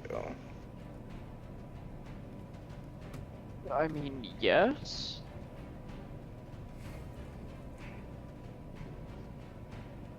So with a 30-foot cone, could I hit, how many pirates could I hit? I mean, a decent amount, but a 30-foot cone would assuredly hit Amelia as well. God damn it. That's the other thing. What You are you keep going, trying to damage Strongjaw, us can I hurt for? you? Like, Amelia's also laying blasty there. spells and then fucking talky spells. But I don't think this dude wants to talk right now. Fucking charm him, you cold twat!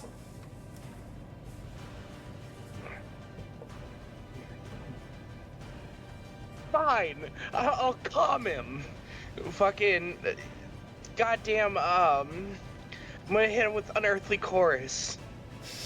Let me See, read this- Unearthly Chorus real This quick you can again. do. This you can do.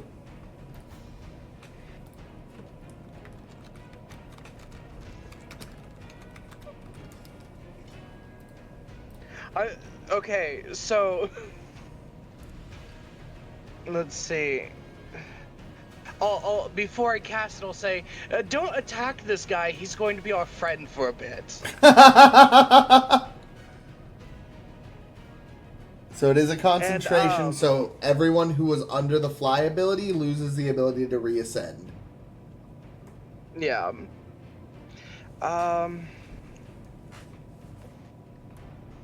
Music of your style of choice fills the air around you in a 30-foot radius. The music spreads around Yeah, all corners it's and gonna can be be heard from like a 100 prayer, feet the away. choir version from Deadpool. God. God. To make a charisma performance check, please. Performance. I just want to know how well you're playing, in addition to this. Because you said you were Let me playing, make right? that performance check. I love my performance. It's lovely.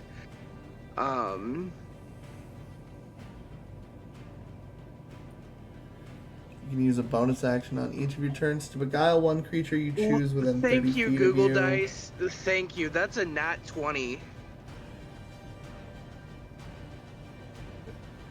So, that would be a You're playing- 33. You're playing rather well right now, and he's got to make a wisdom saving throw.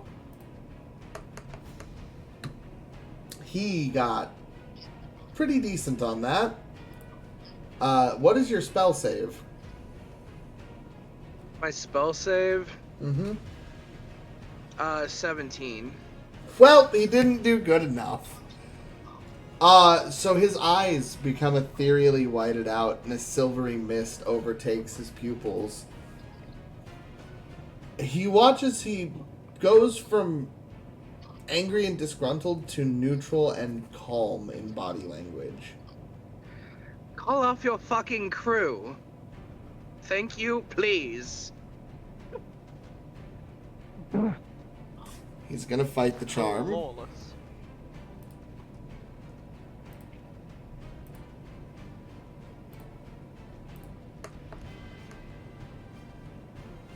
Does he respond to that at all? I am rolling to see how many of the men are going to stand down. Not many. So he shouts, "Stand down! Stand down!" Some of them drop their arms, but the ones that do are noticeably the ones that are already injured. Everyone of strong body stays on their feet.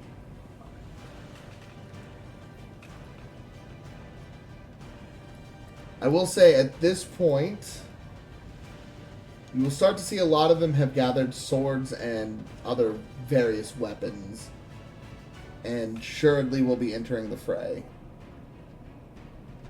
Oh, and also, since I used since I'm performing, I can use my let me look at my thing real quick.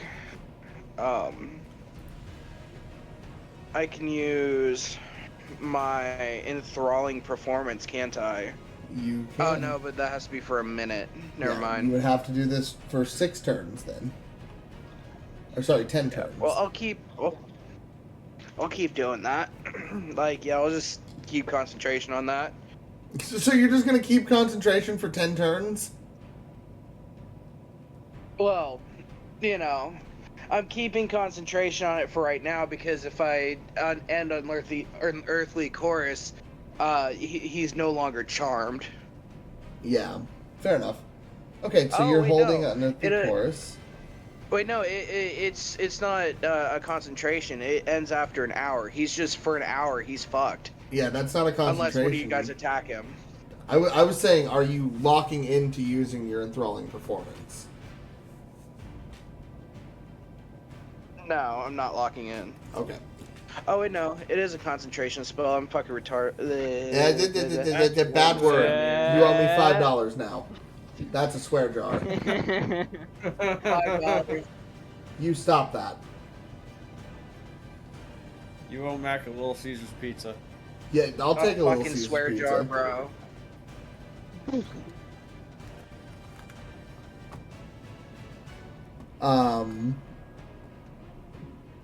So, with that, Johnny's turn will come to an end. The captain is charmed at the moment. Nothing happens. Johnny didn't give him an order otherwise, so yeah, he remains passive, unable to fight out of this. Because he miserably failed. Asher, your turn.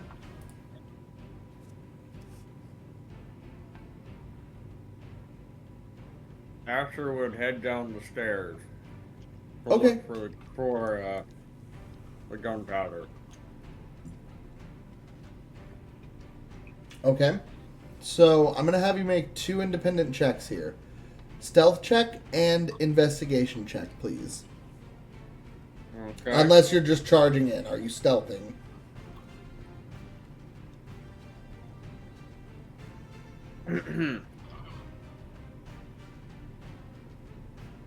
I was initially just going to charge in, but I'd rather not fight 6 guys on my own. So, yep. Roll stealth and then also roll investigation. I'm gonna be muted, but I'm still listening. Okay. Okay.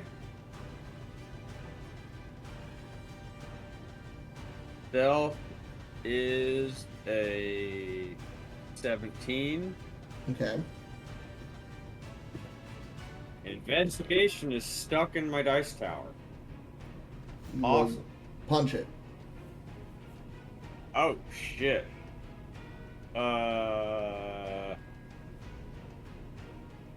Investigation is a 21. Why'd you say, oh shit? I wasn't expecting a high roll, and then I What'd got a high roll. What'd you roll? I rolled an 18. Not bad. So you are able to stay out of sight, moving amongst the kind of barrels and findings. There's a lot of large crates for storage, various sacks of things. You're able to duck behind as other pirates are making their way up the stairs at this point in time. Towards the back of the ship, you do find 2 decent-sized kegs marked with X's, indicating black powder. This is the part where the game just makes a red barrel for you. So these are red barrels.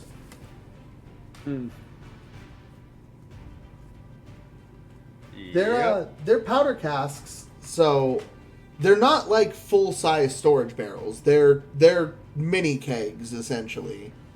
But it's a decent amount of black powder.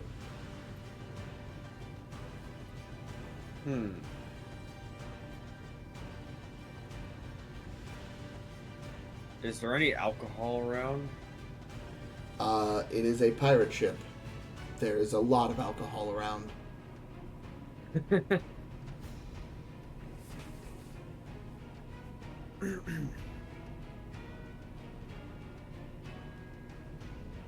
Asher would soak the room in as much booze as he can find. There is not enough to soak an entire ship's interior. I don't care about the whole interior. It's going to spread anyway. Well, so you said you're going to soak the room. Like, be specific here. Like, just pour it all on the floor around the kegs. Okay.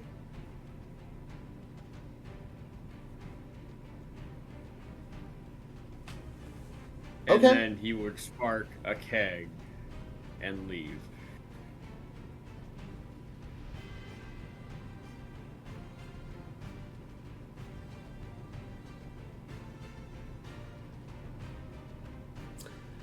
Okay.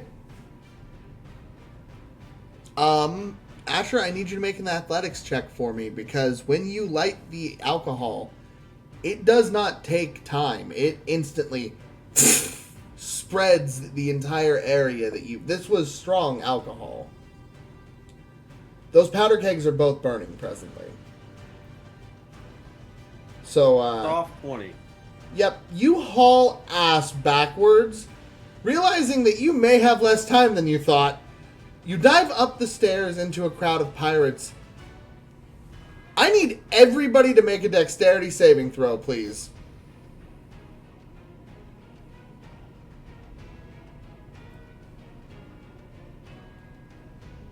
Thank God my dex is high. Fucking 18.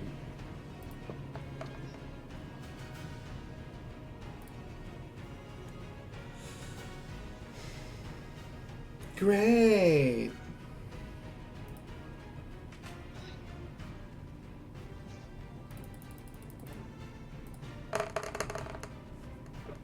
I got 21. Okay.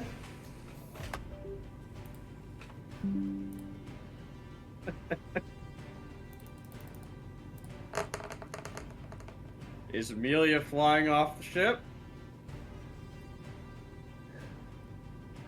What did I don't even hear Have you her. not What? been have you not been paying attention this entire time? No, it's not your turn. You need to make a dex saving throw. Oh my god.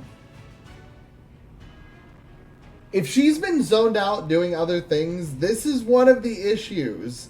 She doesn't know what's going on in battle right now. Holly, you're muted. You can't defend yourself right now. I wanted to make sure I was doing. He broke up and then he broke up. I wanted to make sure that I was gonna do this. Yeah. I rolled a 21. Well, it was a dexterity throw with a +2, which was I rolled a 19. So I gotcha. And Strongjaw, what did you say you got?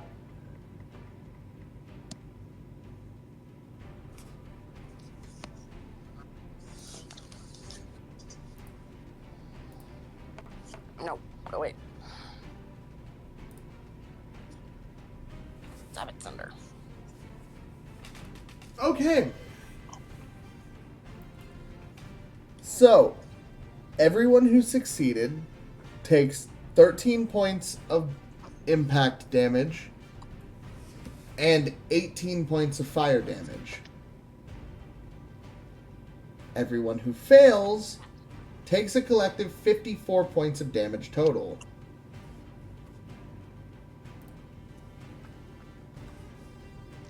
You hear Lux Taking damage. You hear Lux scream out in pain as he gets blasted backwards against the side of the ship.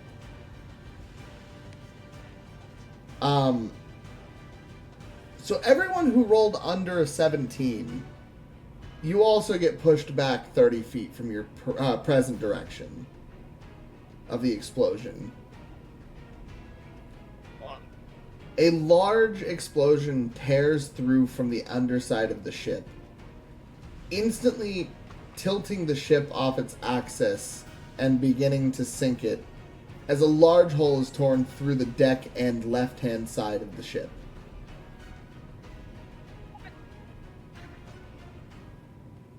How much damage did we take? Sorry. You took 13 points of impact damage and 18 points of fire damage, because you succeeded. Fuck. And everyone who failed took a collective 54 points of damage. So 13 and 18, that's 22? Mm-hmm. Wait, no. No. That's 32. Weird question mark.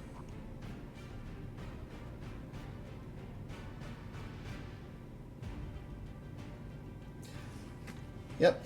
And if you failed, you also got thrown from the opposite side of the explosion in your direction 30 feet. If you hit a wall, you took an additional 20 points of damage. So right now, I'm hurt bad.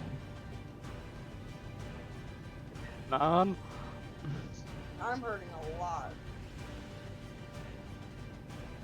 Yeah, I was going to say Amelia already took a good amount of damage. So what are you at, girl?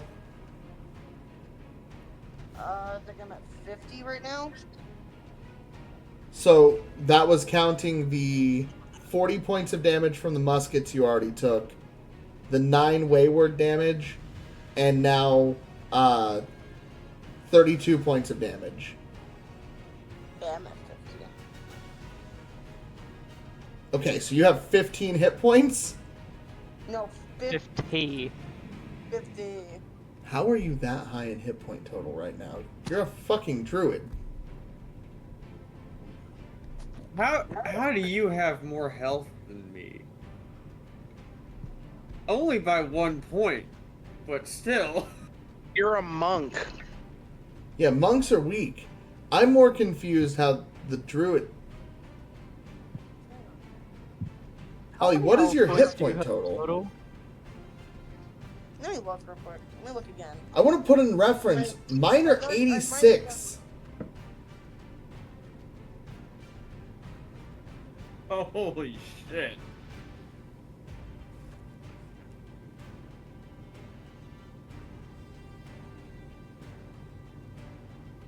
Because otherwise, Holly, you've taken over 80 points of damage. Hit points? Yeah, what is your max hit point on your character sheet? Oh, mine is 80. You're unconscious. Oh, great. Okay, so... I'm gonna say, because if you tanked all of that, you'd have the same hit points as me. Yeah, no, I was saying something is wrong if you still have 50 hit points. That's not a thing. No, I was miscalculating. That was my bad.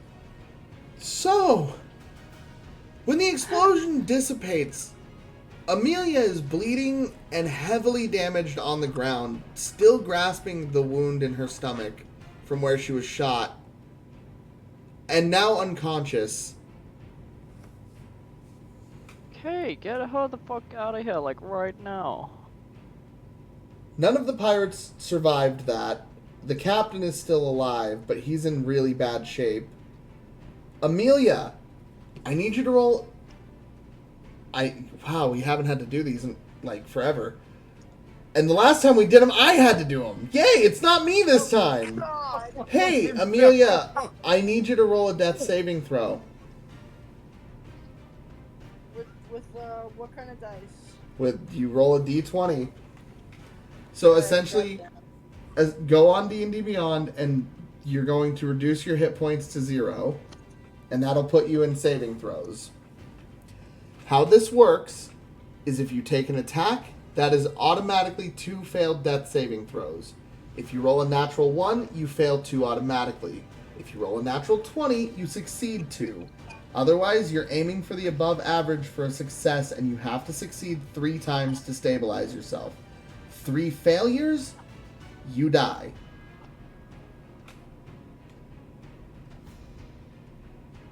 So please, roll that d20 for me for your first death saving throw. I'm trying to...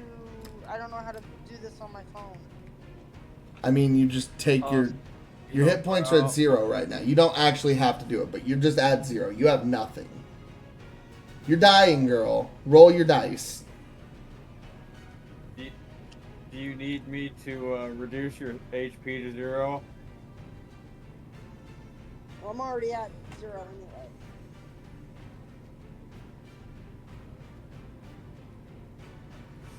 Oh, God. What's your dice roll? I'm fucking scared.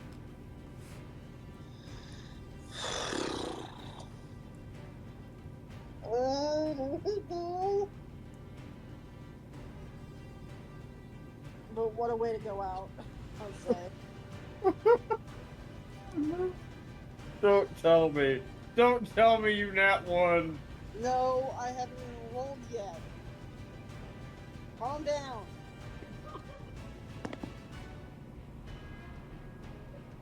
$18 for the first one.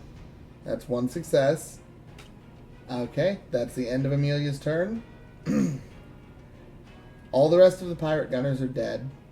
At this point, Dwayne, who has been in turn order and hiding the entire time, here's your hug, Emmy, crawls out over to the pirate captain and true to his word, clamps down on the metal arm and begins to try to pry it off.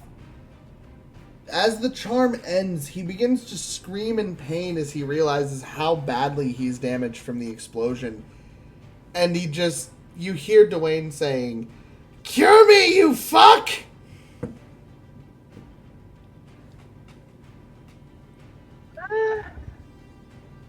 The lobster,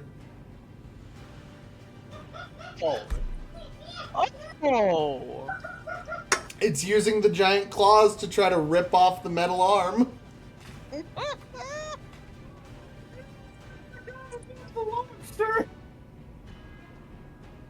Yeah, no, he landed in with you.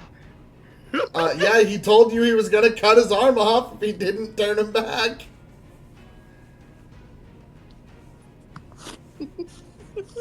So yeah, he begins to try to rip off the arm.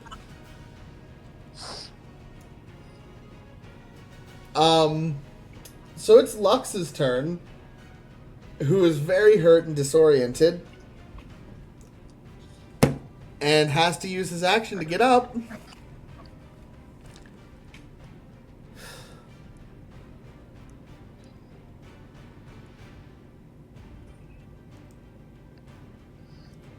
And I'm just going to cast Lesser Restoration on myself, because I'm not in range and I can't move now.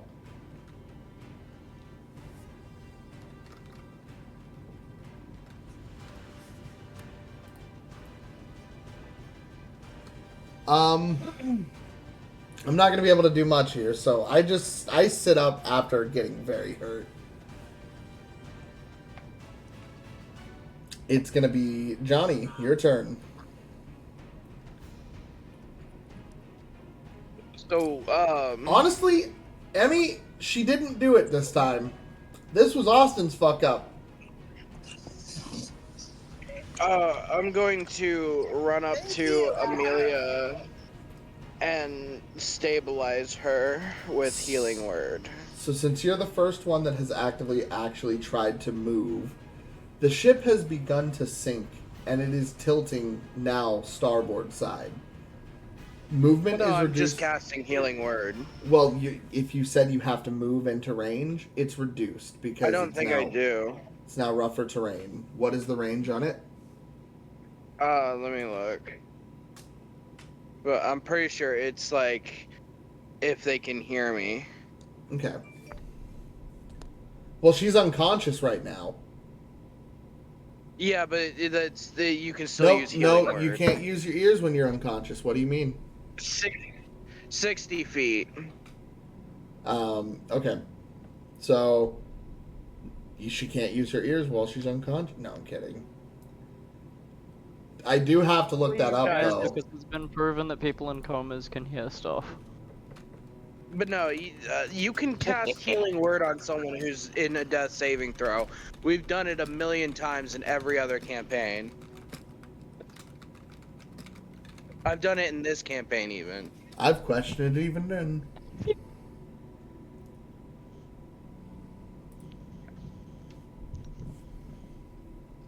Oh. It's what is it, a D6?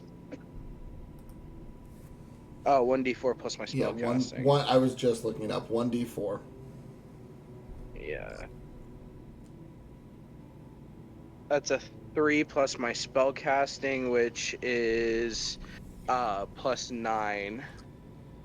So, Amelia is stabilized from the brink of death by 9 hit points.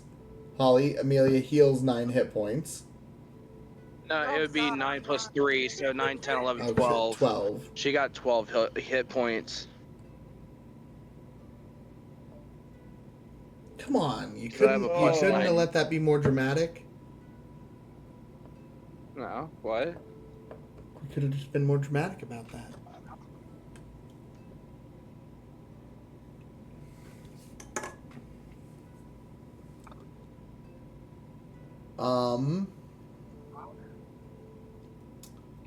So at But this yeah, point, I'm gonna cast, did Asher need fly? Like, who all can fly? Oh, I You can't cast a spell. You can't never mind. cast anything else for the turn. That's it. You got movement, and that's it. Yeah, I guess I'll just. What's going on right now? Like The the ship is lobsters. sinking. The ship is sinking. The lobster is trying to steal the captain's arm.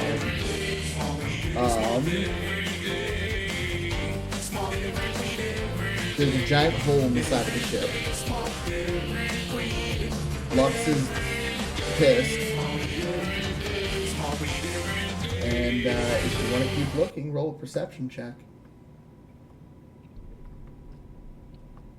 Yeah, I'll roll a perception check, but I think I'm not gonna move anywhere. That's fine. You said I could roll a perception or something, roll a though? perception check.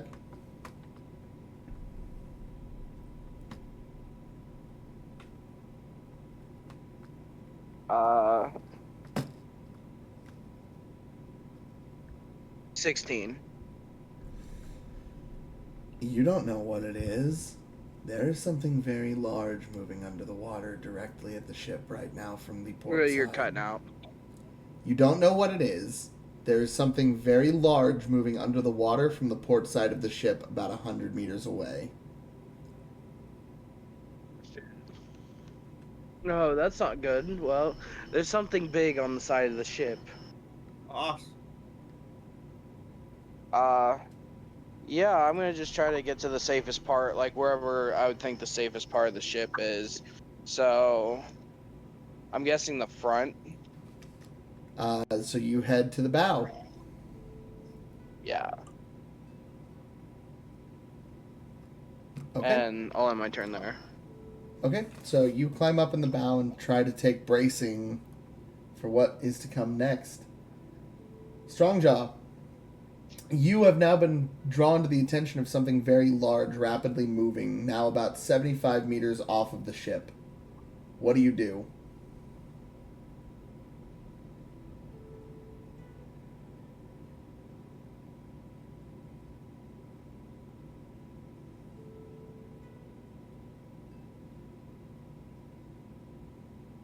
Keep in mind, it's roughly moving 25 meters every 6 seconds.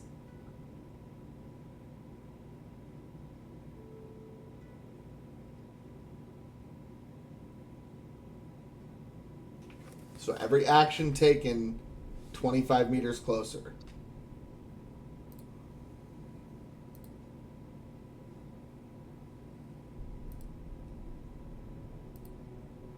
The tense music works right now because it's all still.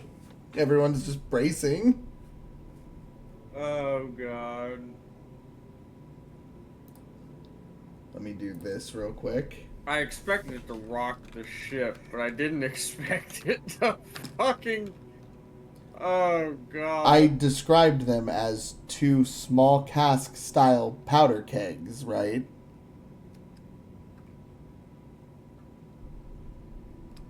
That is roughly 3 bricks of C4, what you just blew up. Oh.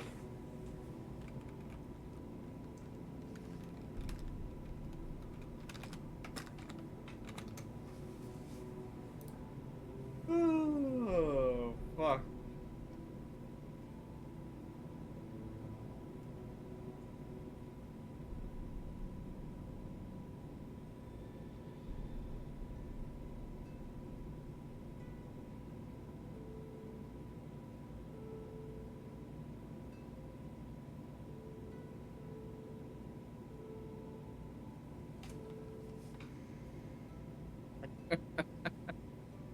Oh, God.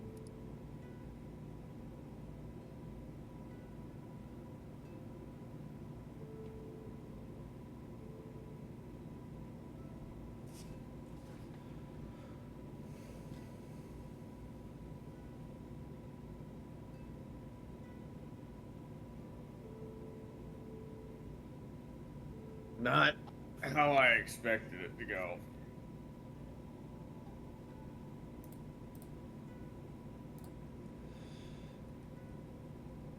Oh, hell.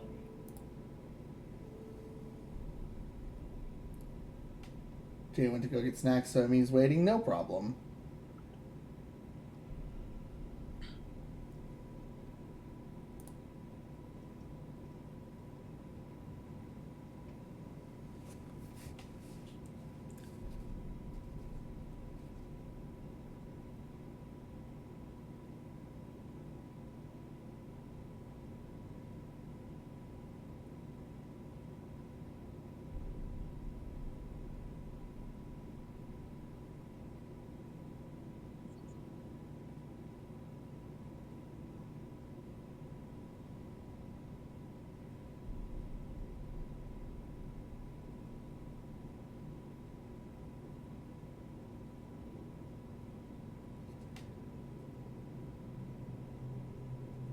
Okay. So, Strongjaw, you there?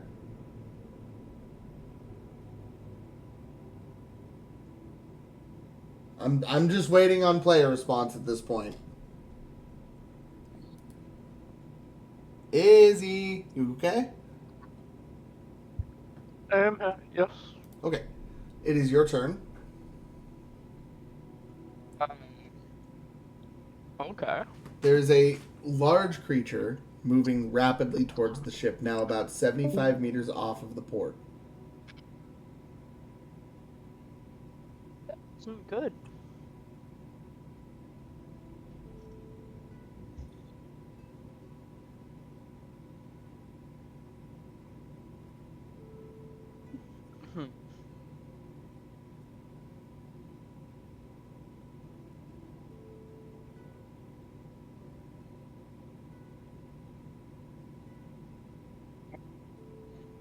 Sure, what to do?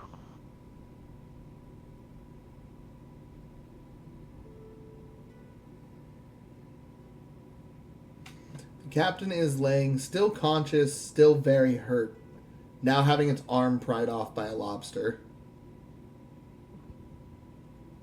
Yeah, I can let him deal with that. You got this, buddy.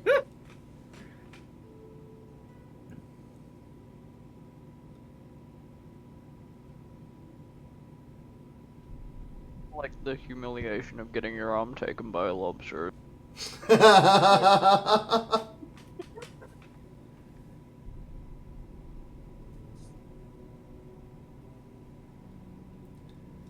You can just ready an action if you wish.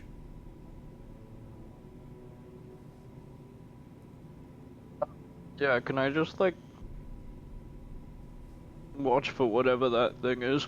Yeah, you can keep on guard, ready to attack if you'd like. So, I will stand guard. the captain is going to try and pull the lobster off of himself at disadvantage because he is heavily injured.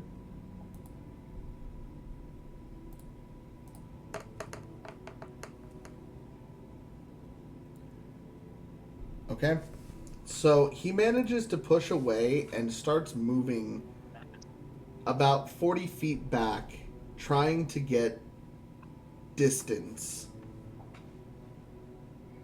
He scrambles and just says, "I'm not dying with you, idiots." Who is? That was the captain, the man you were fighting with the large sword arm. He Yeah. pushes back and starts running towards the back of the ship, away from you.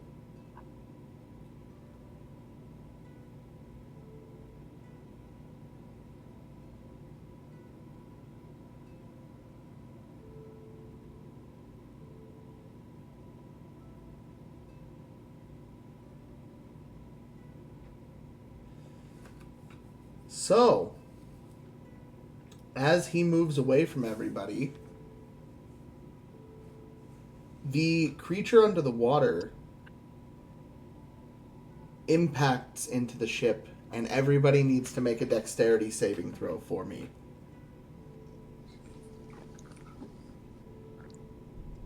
Oh, why? Oh. The captain fails miserably. I got it. Fucking, Lux barely succeeds. fucking 17. Okay. Asher, you succeed.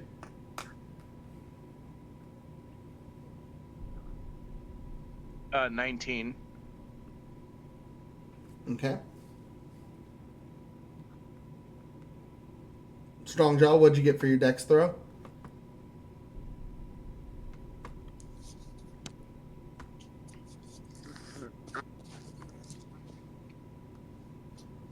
Okay.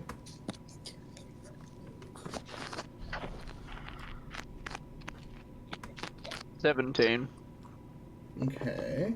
Perfect. Perfect. And Amelia? 19. Okay, perfect. Everyone succeeds, except for the captain, who is now knocked prone backwards. No damage is taken for those who didn't fall, so at the moment...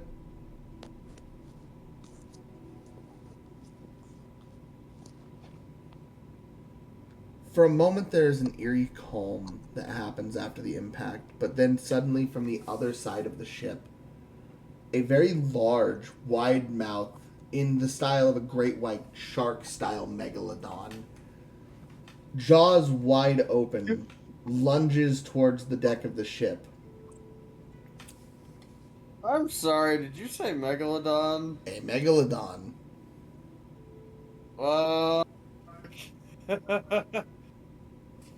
I'm sorry. Are you saying there's a big giant shark or something? Yes.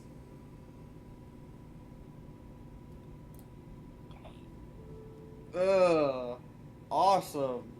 Presently, it Especially targets... for somebody who hates sharks. Presently, it is targeting the group of Strongjaw, Amelia, and Johnny.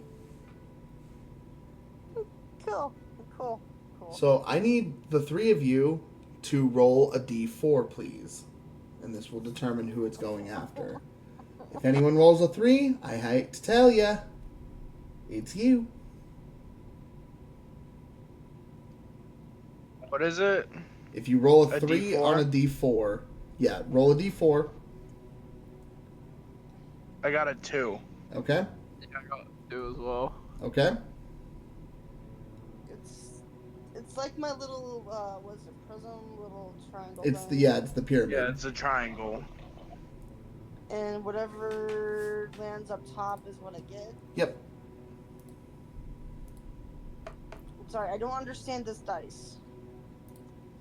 So It's whatever... the top number. Yeah, whatever's on the top of the dice is the one you get. So roll it. Okay. Sunder, do not play with this.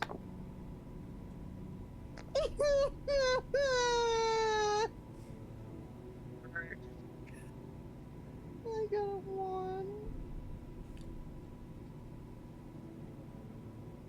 I'm gonna die now. Mine was not. Well, now I have your numbers, so... Sunder, go away. Strongjaw, Johnny, heads or tails? One of you. Tails. Heads.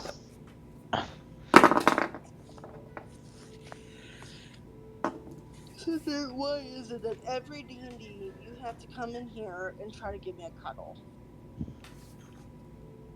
Johnny, you suddenly feel Yeah. the shark impact you. Its razor-sharp teeth clamping down, because I'm assuming at the moment you're probably not going to have an armor class of above 19. I'm gonna guess no, but yeah, no, I don't. Okay. So, you're going to take 3d10 plus 7 piercing damage as it clamps its jaws around your upper torso and begins... How much? 1 sec. I'm trying to do the description first. Hold on. It clamps down on you, taking your upper torso into its... So basically, your left arm and upper chest are in its jaws as it's moving away with you now. Yeah.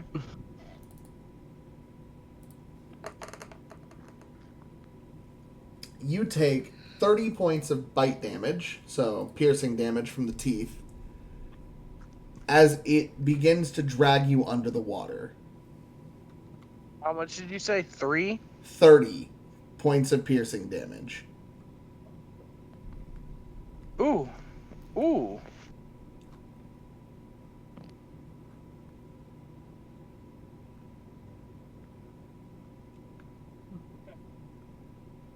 And everyone who was not directly impacted by the shark, please make a dexterity saving throw if you are within 20 feet of it. So, that would be Ascher, that would be Amelia, and that would be Strongjaw from my notes. I have to do another throw. Yep, dexterity saving throw. And you have to beat a I go- 17.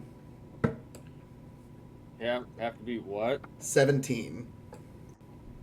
I got a soft 20. Okay. Cinder, stop it. Okay.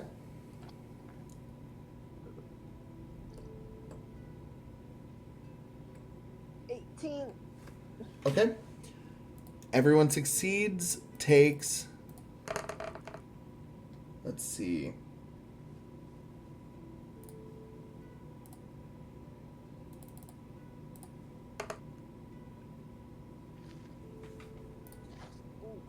Amelia, how many hit points did you have left?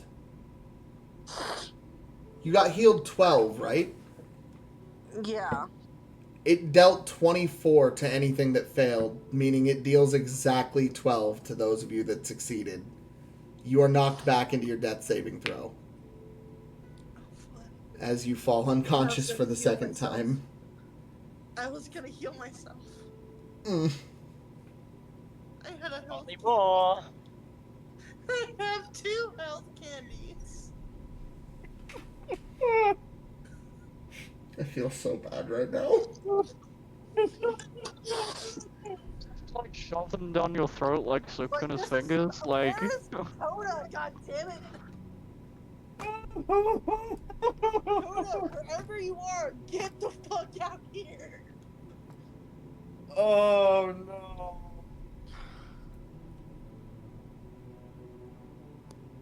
Oh.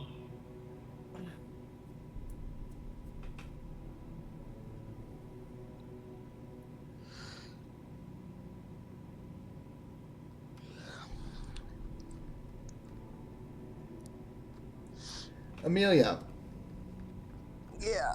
if that's what you do in this moment, I would like you to make an animal handling check, please.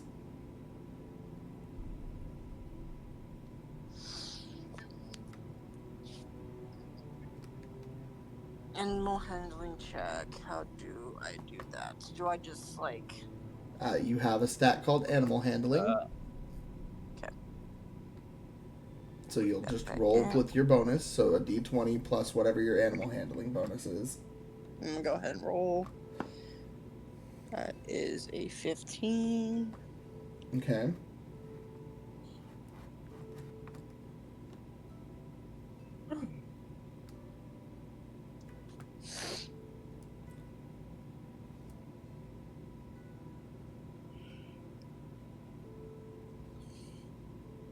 That's a +8.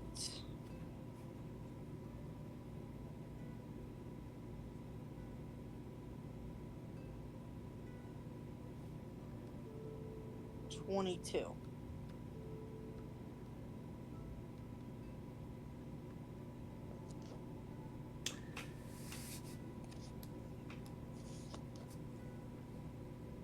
I'm just waiting for my turn. Fuck this shark. Is Johnny gonna do what I think he's about to do? I'm gonna blow this shark up. I if know it gets to my exactly where turn. you're going with this. I know exactly where it's the fucking time-honored wizard tradition of, okay, maybe there aren't any eyes in team, but you know what there are 6 eyes in? I don't fucking care how small the room is. I cast Fireball! Oh, it's not fireball. I'm doing something worse. God.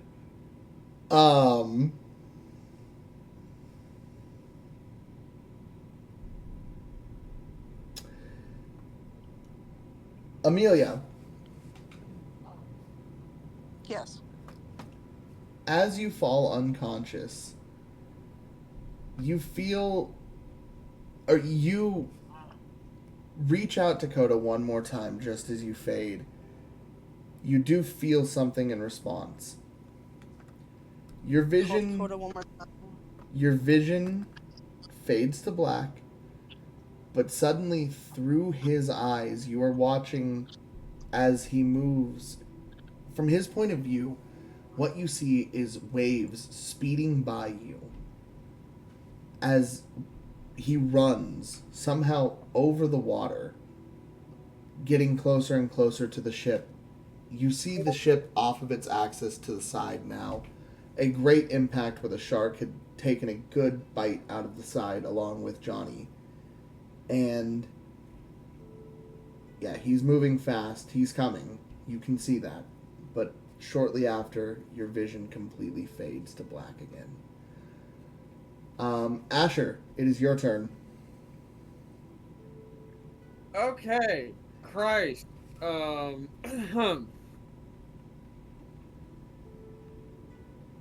Hmm.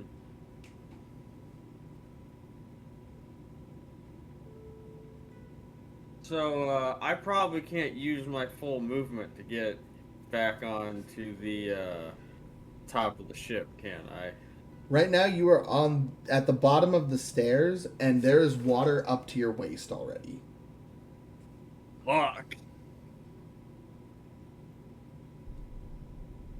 Okay. Yeah. Asher goes to the top of the ship and attempts to meet up with the rest of the party. With your movement, you would get close enough that you are in range of the pirate captain, who is standing barely, looking very fucked up. You see Amelia once again unconscious on the ground. Johnny is nowhere to be seen. Strongjaw is standing there looking both pissed off and concerned. And Lux is just on the other side of you, a little unsure of what to do at the moment. God. Inventory.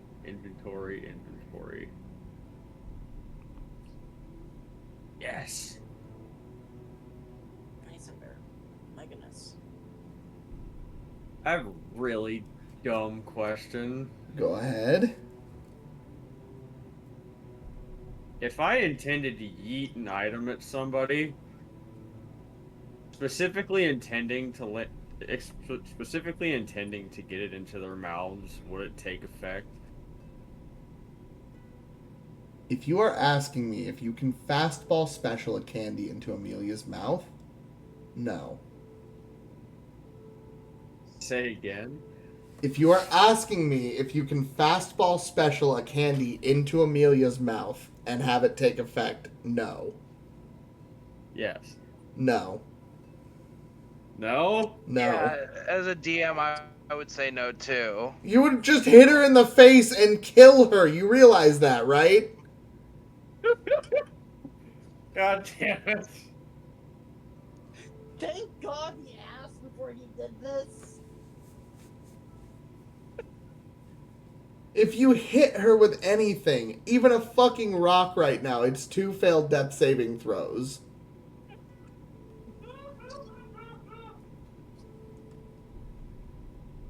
Okay.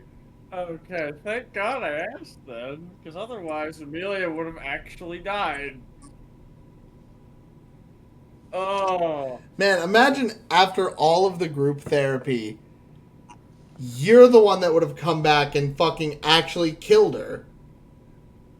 If you had just done it, and it had led to her direct death, do you realize how poetically ironic that entire roundabout situation would have become?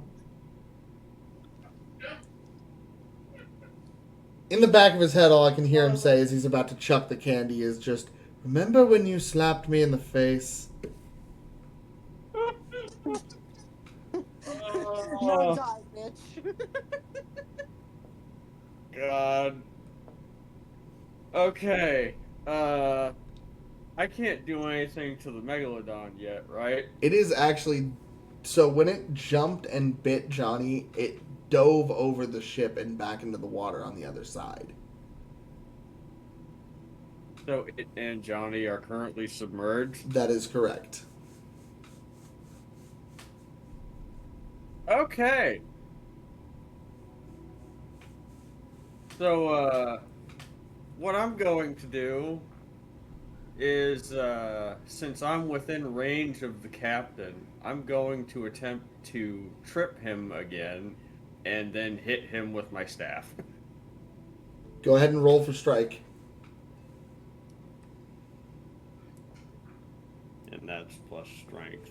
Plus strength, plus 2 for your weapon proficiency. Oh, fuck. Oh, fuck.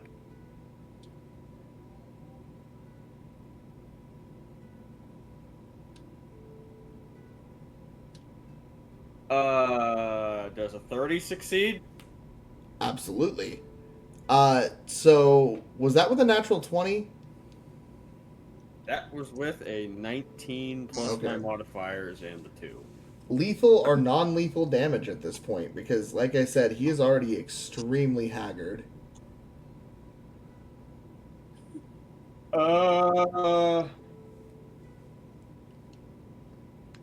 It would appear we need him to well, actually, no, we don't.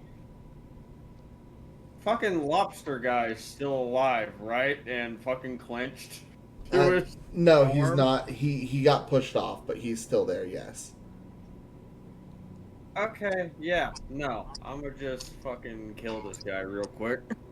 Okay. How do you do? How do you want to do this? I get within range of him, and I do a little spin move to knock him off his feet. And before he's able to touch the ground, I will stand up straight, spin my staff, and basically meet the crown of his skull with the blunt end of my staff. Brutal. So you crush his head with ease. He crumples as blood and viscera just spatter around him.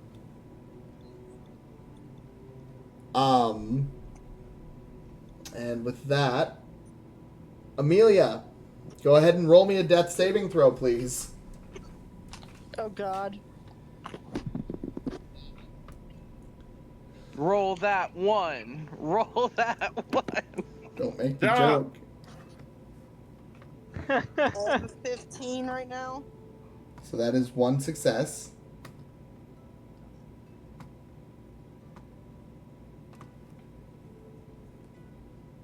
Do I roll another? No. Okay. You roll one per turn. Okay. Lux is going to walk over to you. And Amelia, he's going to kneel down. He's going to pick you up so that you are basically over his shoulders as if he was carrying you piggyback style. And he will cast Lesser Restoration on you as a bonus action, expending one sorcery point to heal you for 12 points of damage. You are back to consciousness. And he just says, "Hey, I know you've been through a lot today. I need you to do something real quick. That thing took Johnny." He points at the direction it's at. "I'm going to give you what I can right now. I need you to blast the hell out of that thing with as much ice as you can muster."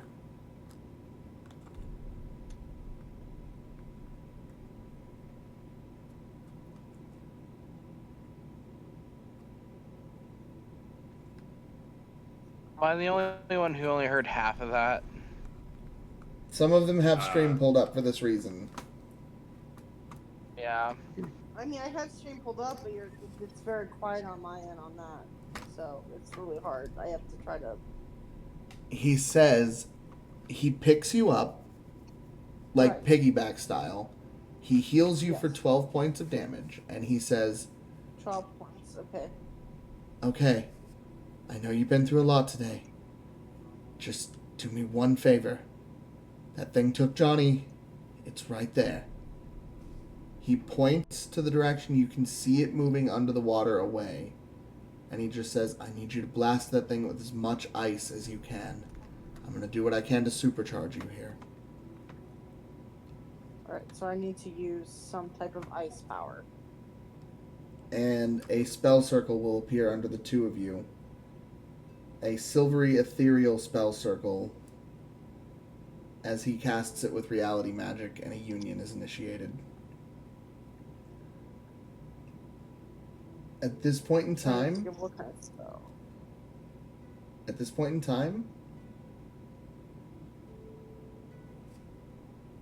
Coda, who has been holding an action in the background, will now cast Rally Cry on you, which is a spell he was given by a certain black-haired half-elf. Amelia, Yes. you are immediately allowed to take an action in place of Coda.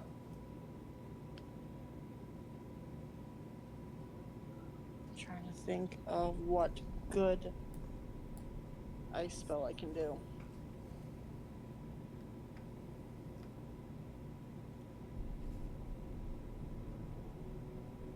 Since she's a champion of ice, she can use just basically any ice spell, right? It's not necessarily any ice spell. It has to be an appropriate level. Well, yeah, but like I'm guessing. Oh, she's a druid. Yep.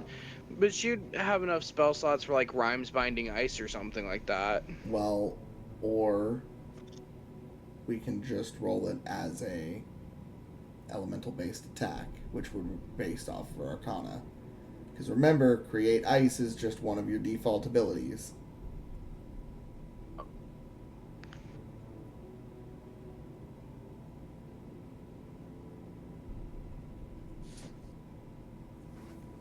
So I'm going to roll my half of this.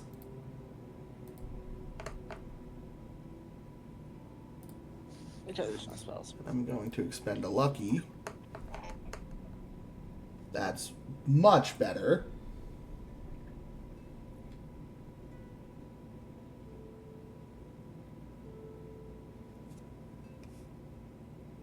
Okay, so what do you do, Holly? I can't use Sleet Storm. Sleet Storm won't really touch it.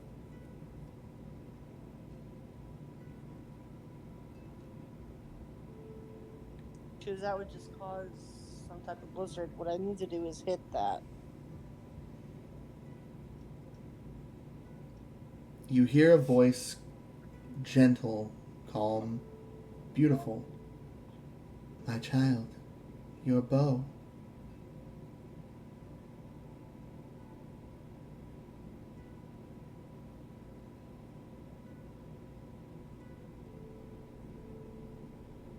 Did you hear me? Yeah, I'm trying to think of what good spell though. With my bow. You have one spell with your bow that can use ice. You have Ice Shot. Yeah. I am naming that Megalodon as my nemesis. I have my nemesis bow. Okay, okay. Look at you, remembering things. So you mark it. I forgot she had. So you mark it Kybor's as your bow. nemesis. I have like almost. I think I have 3 bows, babe. Yeah, no, she has 3 now. I don't think we've given you a 4th one. You knock the arrow. The spell, a small silvery blue ice colored spell circle appears on the tip of the arrow. The spell circle underneath Lux, as he's carrying you, moves up his body and around the shaft of the arrow, wrapping through it. And very proudly, as you knock the bow, he braces himself against the side of the ship, letting you have the shot you need. He just says, let's just call this Sacred Ice Arrow. Fire. Go ahead and add your Arcana, roll a d20 for me. D20. That is a 16. I got a fucking natural 20! Nice. So, yeah, you let that arrow fly, and as it does, it begins to bloom into a large cascade of ice, showering down into the water as it erupts through and streaks into the ice, pulling the cold air forward. It hits the Megalodon.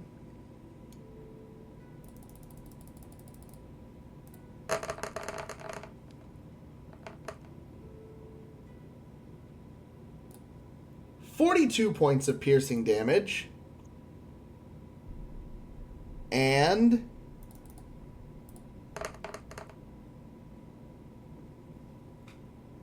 22 points of ice damage as the entire area around erupts into a small arena of ice. It is presently in the center of this dome-shaped arena. The walls are not solid. There are holes, and there is space in the middle for it to swim freely. There is platforming on the outside, the way Lux has shaped this, essentially trapping it in an ice-shaped arena. Johnny, it fails to keep its grip on you from this hit and releases you into the water. Bleeding, but you are presently out of its grip, as you are now surrounded by this small, arena of ice, as I have described. So is there a place to stand, like, on land, like, where I'm not swimming in this arena? There is footing and clear pathing in a kind of circular... It's not a perfect circle. It's very rough. It looks like it was created from a blooming explosion. Yeah. But yes, there is enough area that you could find purchase to stand and fight. You will need to use an action and movement to get yourself out of the water. Is it my turn? It is your turn. Well, okay, so is this perch past the, like, is the Megalodon in my way? I'm actually hoping it's in a is. 360. So technically you could turn around and just go the other way, but yes, I suppose, if you wanted to get behind it. I want to go past the Megalodon, because I'm going to use Thunder Step at 6th level. Fuck this shark, dude. Jesus Christ, man. Are you just trying to turn this Megalodon into chum? Oh, yeah. Like, as soon as you're done, the ocean's just gonna be red and there's chunks floating to the surface. Higher levels, damage increases by 1d10 for each spot. It would okay, be, so it would 6d10. be, so I would be rolling 6d10. Yes, you would. At 6th level. And Constitution saving throw against your spell save DC, which you said was 17. Yeah.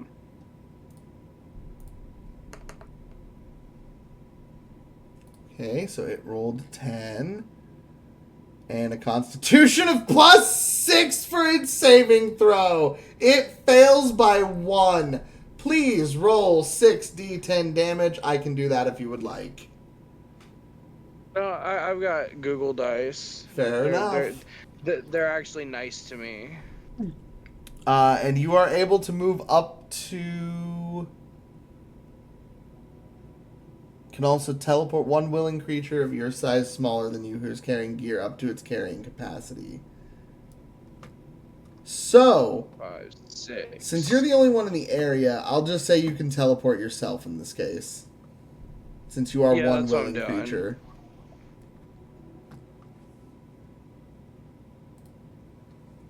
It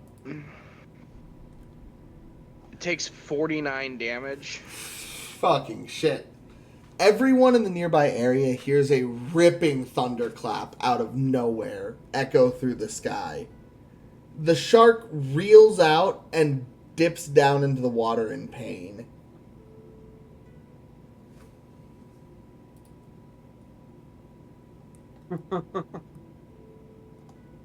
Oh boy.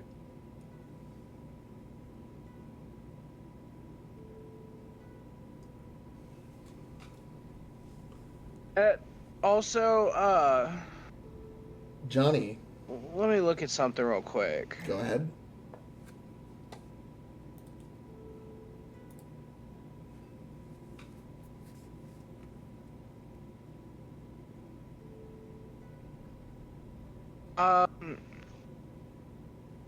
I'm gonna quicken spell Dragon's Breath at 5th level.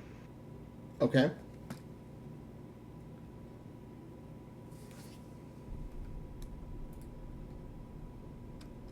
So as a reaction, it dove down into the water.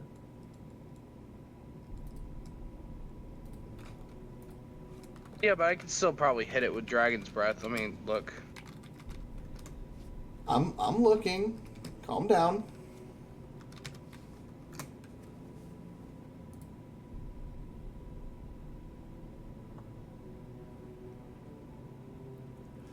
In a 15-foot cone, it was able to move 30 feet in the water as a reaction. So it is presently out of your range for the Dragon's Breath. Do I have any... I haven't used any of my movement because I used, You did. You had to use movement, unless you're still floating in the water for some reason. Well, I didn't use movement because I used, I teleported. I used, the Thunder Step. Okay, so you're still up on the siding, and it dove down is the issue. Yeah, so I would still have... Let me see. It moved My 30 I would feet still have straight my full down. movement. Okay, so it moved 30 feet down the water, not left or right. So you would have to go underwater to do this.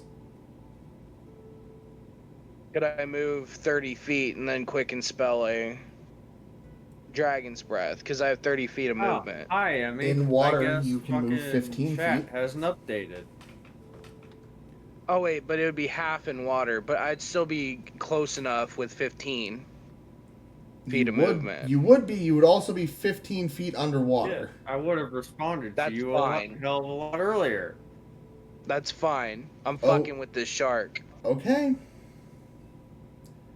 YouTube Premium is ad-free YouTube. So, Go down. I said at 5th level, so that would be... 6, You are quick in 46, spelling this. You don't get to upcast it. 5d6. I can't upcast? You cannot upcast on a quicken spell. You are using it as a bonus action. Okay, well still, 3d6.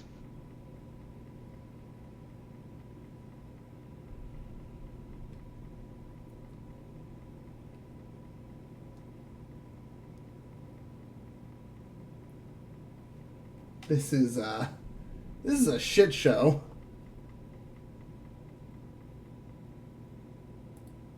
15. Okay.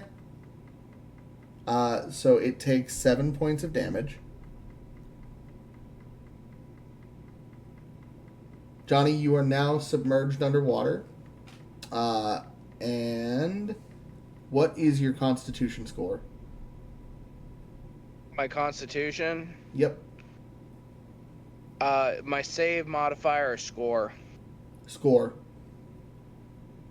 13. Okay. You presently have 2 minutes to be underwater before it becomes an issue. Alright, that's fine. 2 minutes is like fucking 60 turns.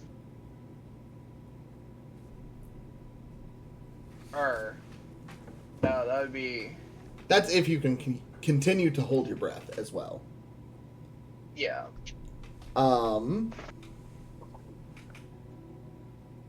So yeah, Johnny, your turn will come to an end underwater.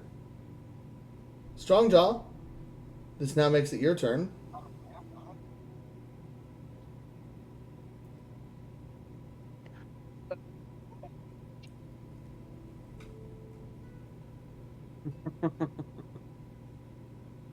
Ooh boy. Ooh boy, ooh boy.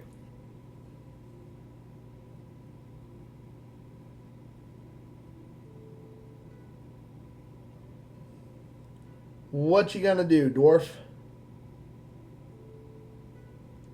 I don't know what I can do.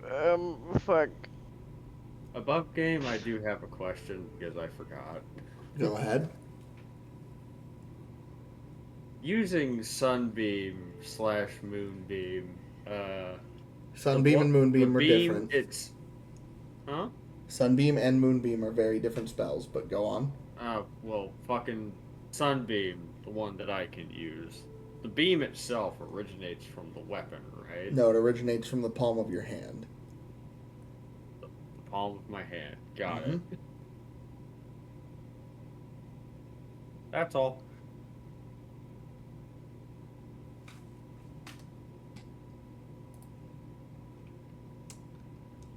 So at this point, what would you like to do? Through the fire Amelia is still unconscious, or not unconscious. She is still on Lux's shoulders. They have fired the arrow. The shark is encased in ice in a dome.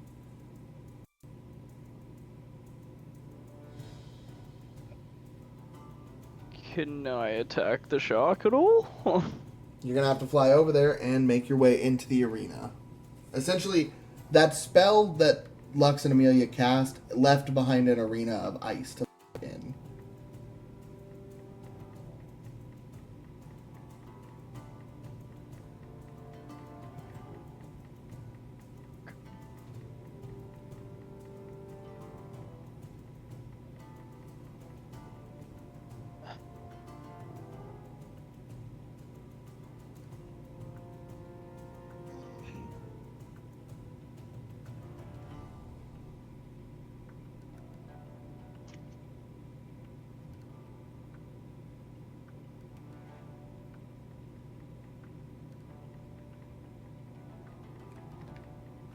So what would you like to do, Strongjaw?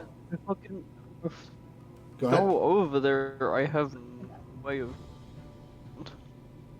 I mean, right now it's in the water, but the ice is trapping it from going too far down and getting out.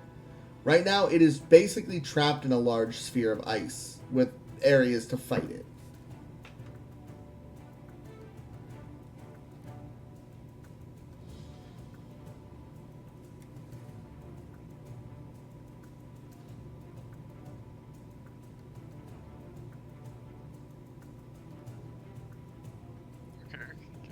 Can I jump into the arena then?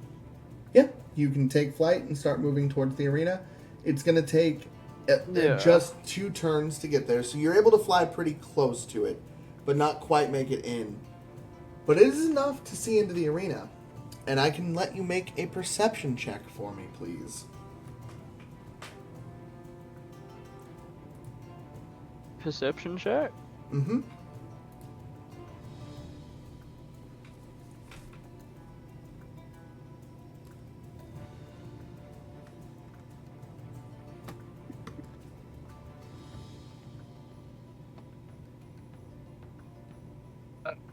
Soft 20 for perception. Okay. So, you look through the walls of the ice where there are gaps, and you don't see Johnny. You don't see the shark.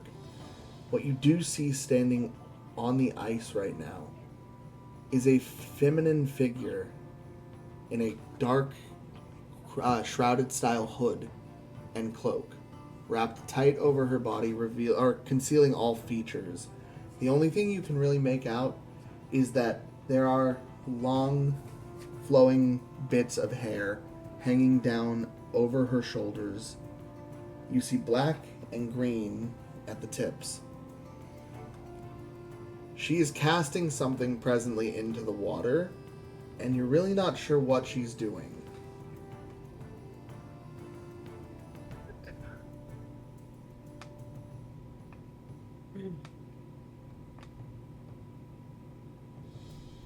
So what would you like to do?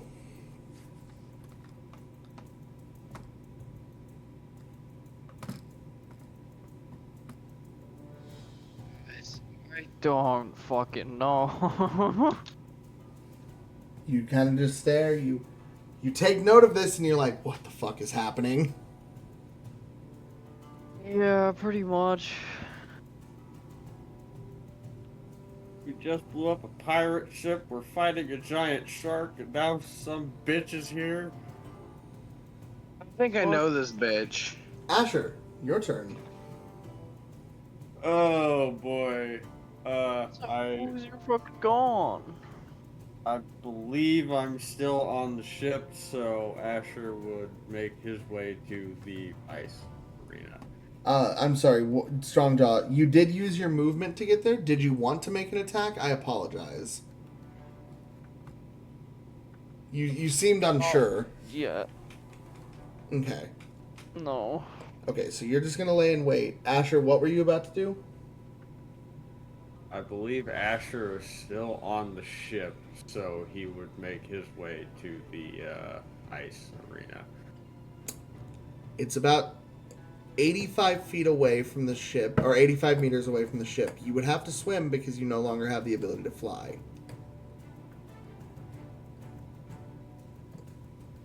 Yeah. Do you just dive in the water? I mean... Wait. That's a dumb idea, but might technically work.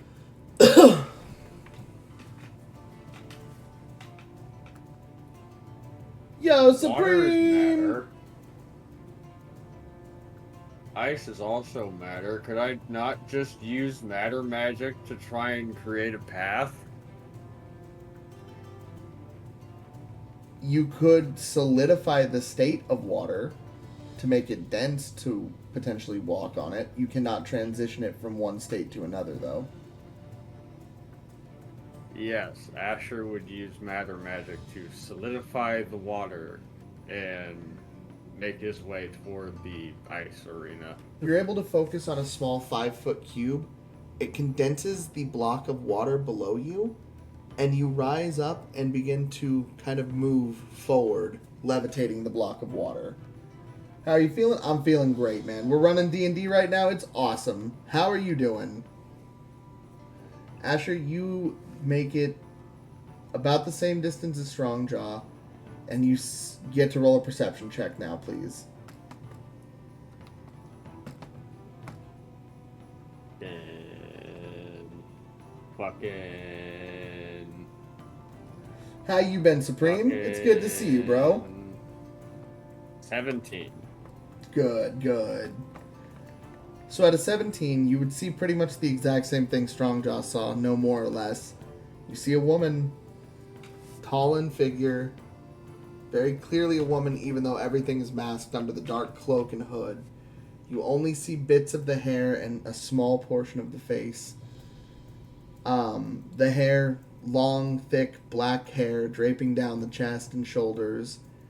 At the very tips is deep green color. You said she was casting some sort of spell, right? She is presently casting something from a spell array in her hand and down into the water. Can I roll Arcana to try and see what she's doing? Yeah, go ahead.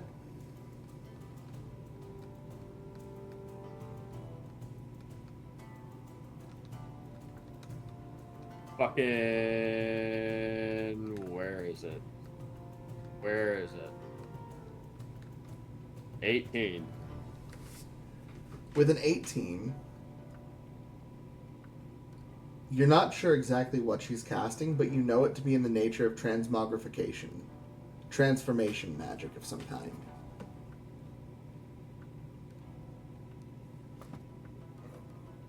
Oh.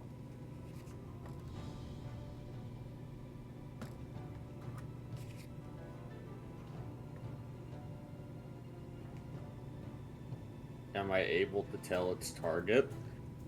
No. Damn it. You cannot tell what she is casting this at. That is your free action for the turn. So you've moved. You have casted an action. You would just have a bonus action.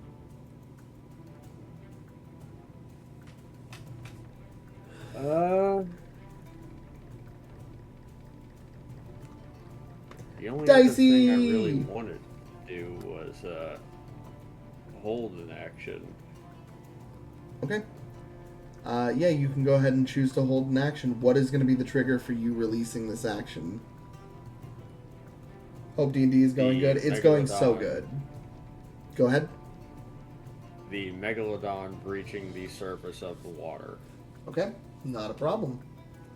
So Asher, you hold an action. Strongjaw, you're holding an action. Both of you looking down at this woman, casting this magical spell into what is basically an ice cauldron. Lurkin while I play, I hope your games go good. I love those emotes. Love you, girl. It's good to see ya. Amelia, you are still up on Lux's... He's still carrying you piggyback. What do you want to do right now?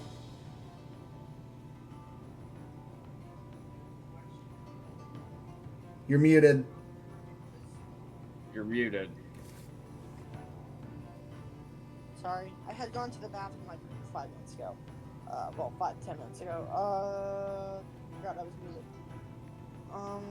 Hey, Dicey! Aw, what a legend. Dropping some love over here. I appreciate you, Dicey. It's nice to see you. You must have had a great stream today, cause you were popping off.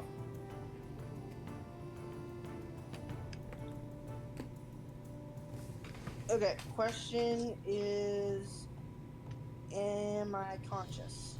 Yes, you're conscious. Lux healed you, remember? You cast a spell with him? Right, I just want to make sure I was still conscious. I didn't Nope, know you're if good, I, you're you good. Know, fallen back unconscious. Okay.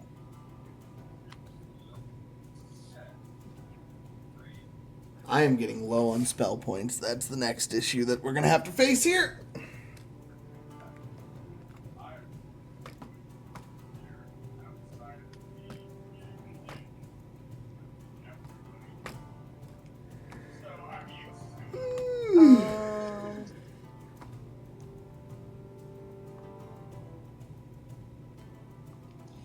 I'm thinking.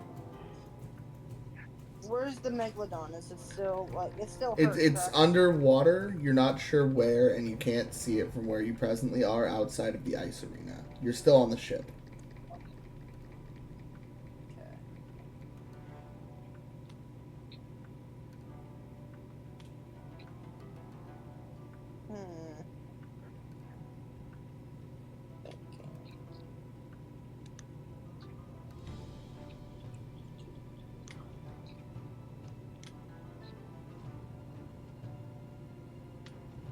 I'm thinking we could.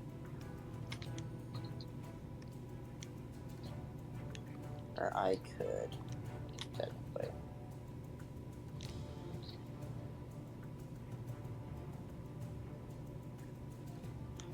I want to do another ice spell on it. Ice arrow. From this angle, you do not have a shot at it. Like I said, you can't even see it. Oh.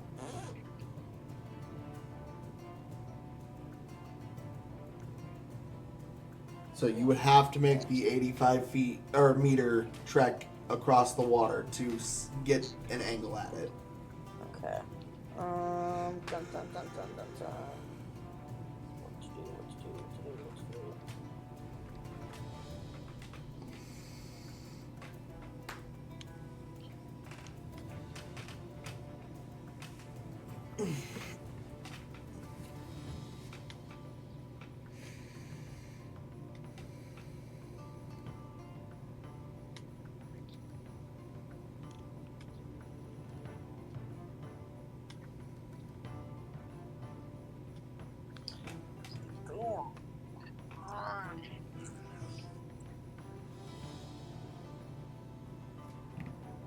Amelia, what do you want to do here? I would like to do a heal candy on myself.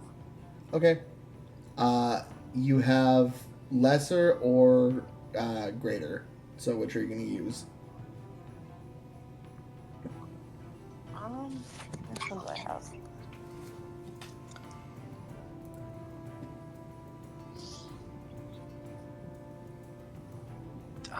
Which one do I have? I think he gave me.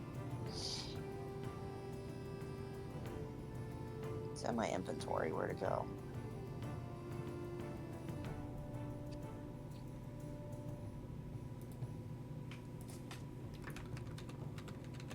Inventory. Okay.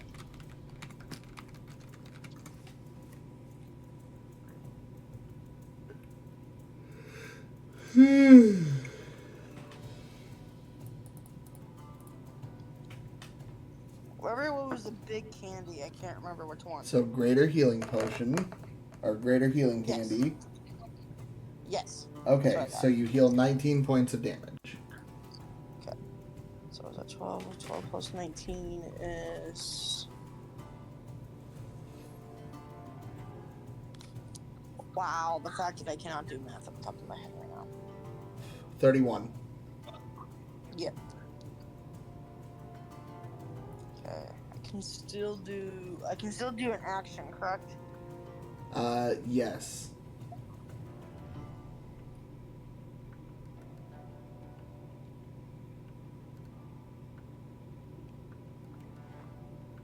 Gosh, I don't know what I want to do here because I can't see.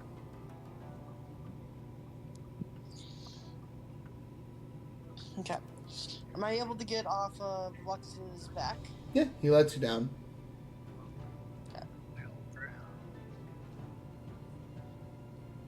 No, he makes you stay. He insists that you are not safe right now. I'll be back He's in gonna a sec, treat you y'all. exactly like Coda. Okay. Alright. Okay, so I'm not safe then. Got it. No, you're good. You're good.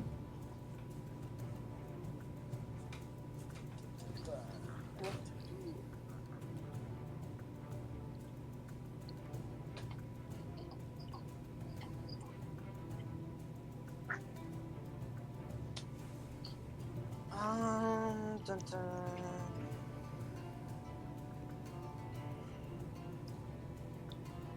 I'm looking at my spell counts, spell things, see if I can do something. At least around me. Holly, I'm gonna tell you right now. There's not much you could do outside of just healing yourself. Okay. Yeah. Because you used your action to take that candy, didn't you? Yes, Yeah. she did. So yeah, there's not much you can do, girl. Yeah. Don't eat up a bunch of time looking for stuff when you're out of range of everything. Yeah. Okay. I'm good. Yeah. Okay. I just So- so. We're gonna move Sorry, I'm on. like- You're good. You're good. You have to remember we do have to keep a kind of flow because otherwise these are gonna be 4-hour episodes of 15 minutes of going. Well, what could I do? I guess I'm just looking through this. Like that, we gotta limit that more. I'm not getting mad at you or anything. I'm just saying we need to get better about that. Okay? You're good. I was like, what can I do? Still here, just in the back, by the way. Appreciate you, Denji. Love you, bud. So, Asher. Because Strongjaw's away, I will explain what they see here in a moment. But the two of you will essentially witness this at the same time. And this is pretty much where we're going to wrap the night because this session has been pretty long, all things considered. Just know Johnny won't be here next, I won't be able to be here next. So that is Game. actually, that is fine, actually, because what's about to happen... Johnny, as you are underwater, you notice the color shift from the icy blue of the ocean to a deep and vibrant purple swirling all around you in a mix of colors. Both you and the shark are enveloped in this mystical light. And for a moment, you start to feel your body begin to change, but in an instant, you feel yourself ripped from the reality you're in, and you find yourself you awaken a short time later. You're not exactly sure where you are, but you're looking at a vast frozen tundra. It's beautiful, an aurora-like borealis above, far as the eye can see, casting over the sky. Vibrant, thick, beautiful, detailed snowflakes fall to the ground as mounds and drifts of snow blow lightly in the wind, creating a white, misty fog over the surface of the snow. Everything is untouched and pristine, and despite it being cold and freezing, you feel warm and at home.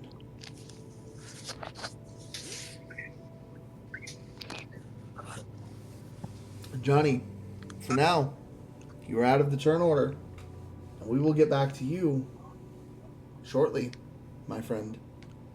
Thank you for your contribution to this session.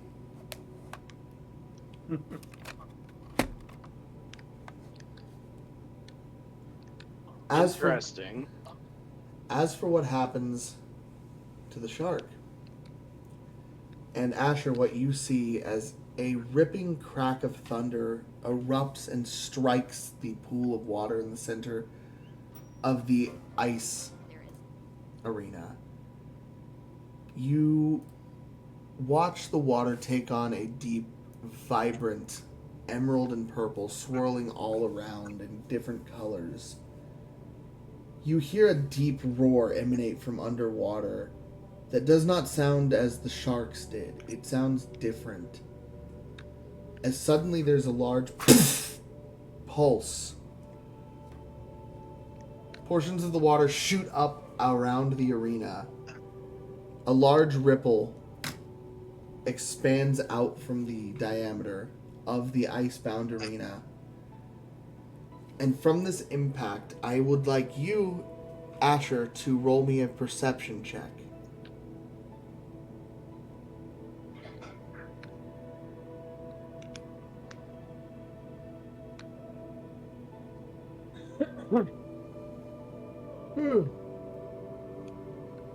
Alright, what's a 19 get me?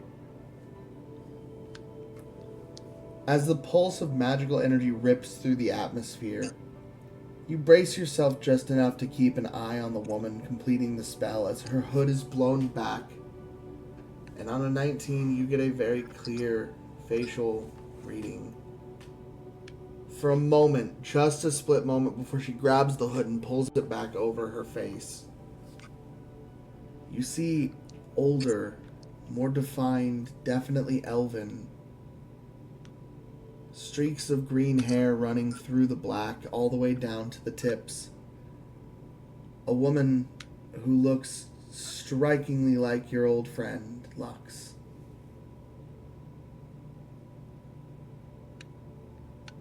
What the fuck? And that...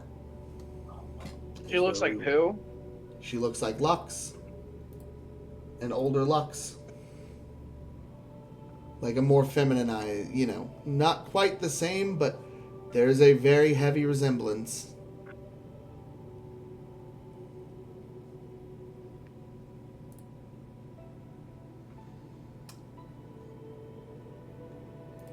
As she pulls the hood back over her head, she waves her hand and a portal appears just in front of her and she begins to walk back towards it. And that is where she just disappears completely without a trace. The portal disappears almost as if it was never there to begin with, not dissipating, but almost just blinking out of existence. And from under the water, you hear movement ripping through the waves as suddenly it bursts out in grand fashion. You had seen a baby Leviathan in the caves underground long ago when you went to the Dwarven cities. But this is a full-grown sea serpent Leviathan.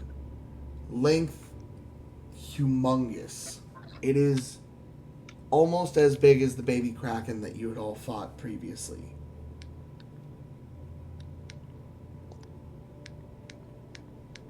Large, blue in nature with many razor-sharp fins protruding from its body, gaseous, gnarled teeth, and piercing red eyes. Though it transformed into a Leviathan, it appears to have kept many of its shark-like features.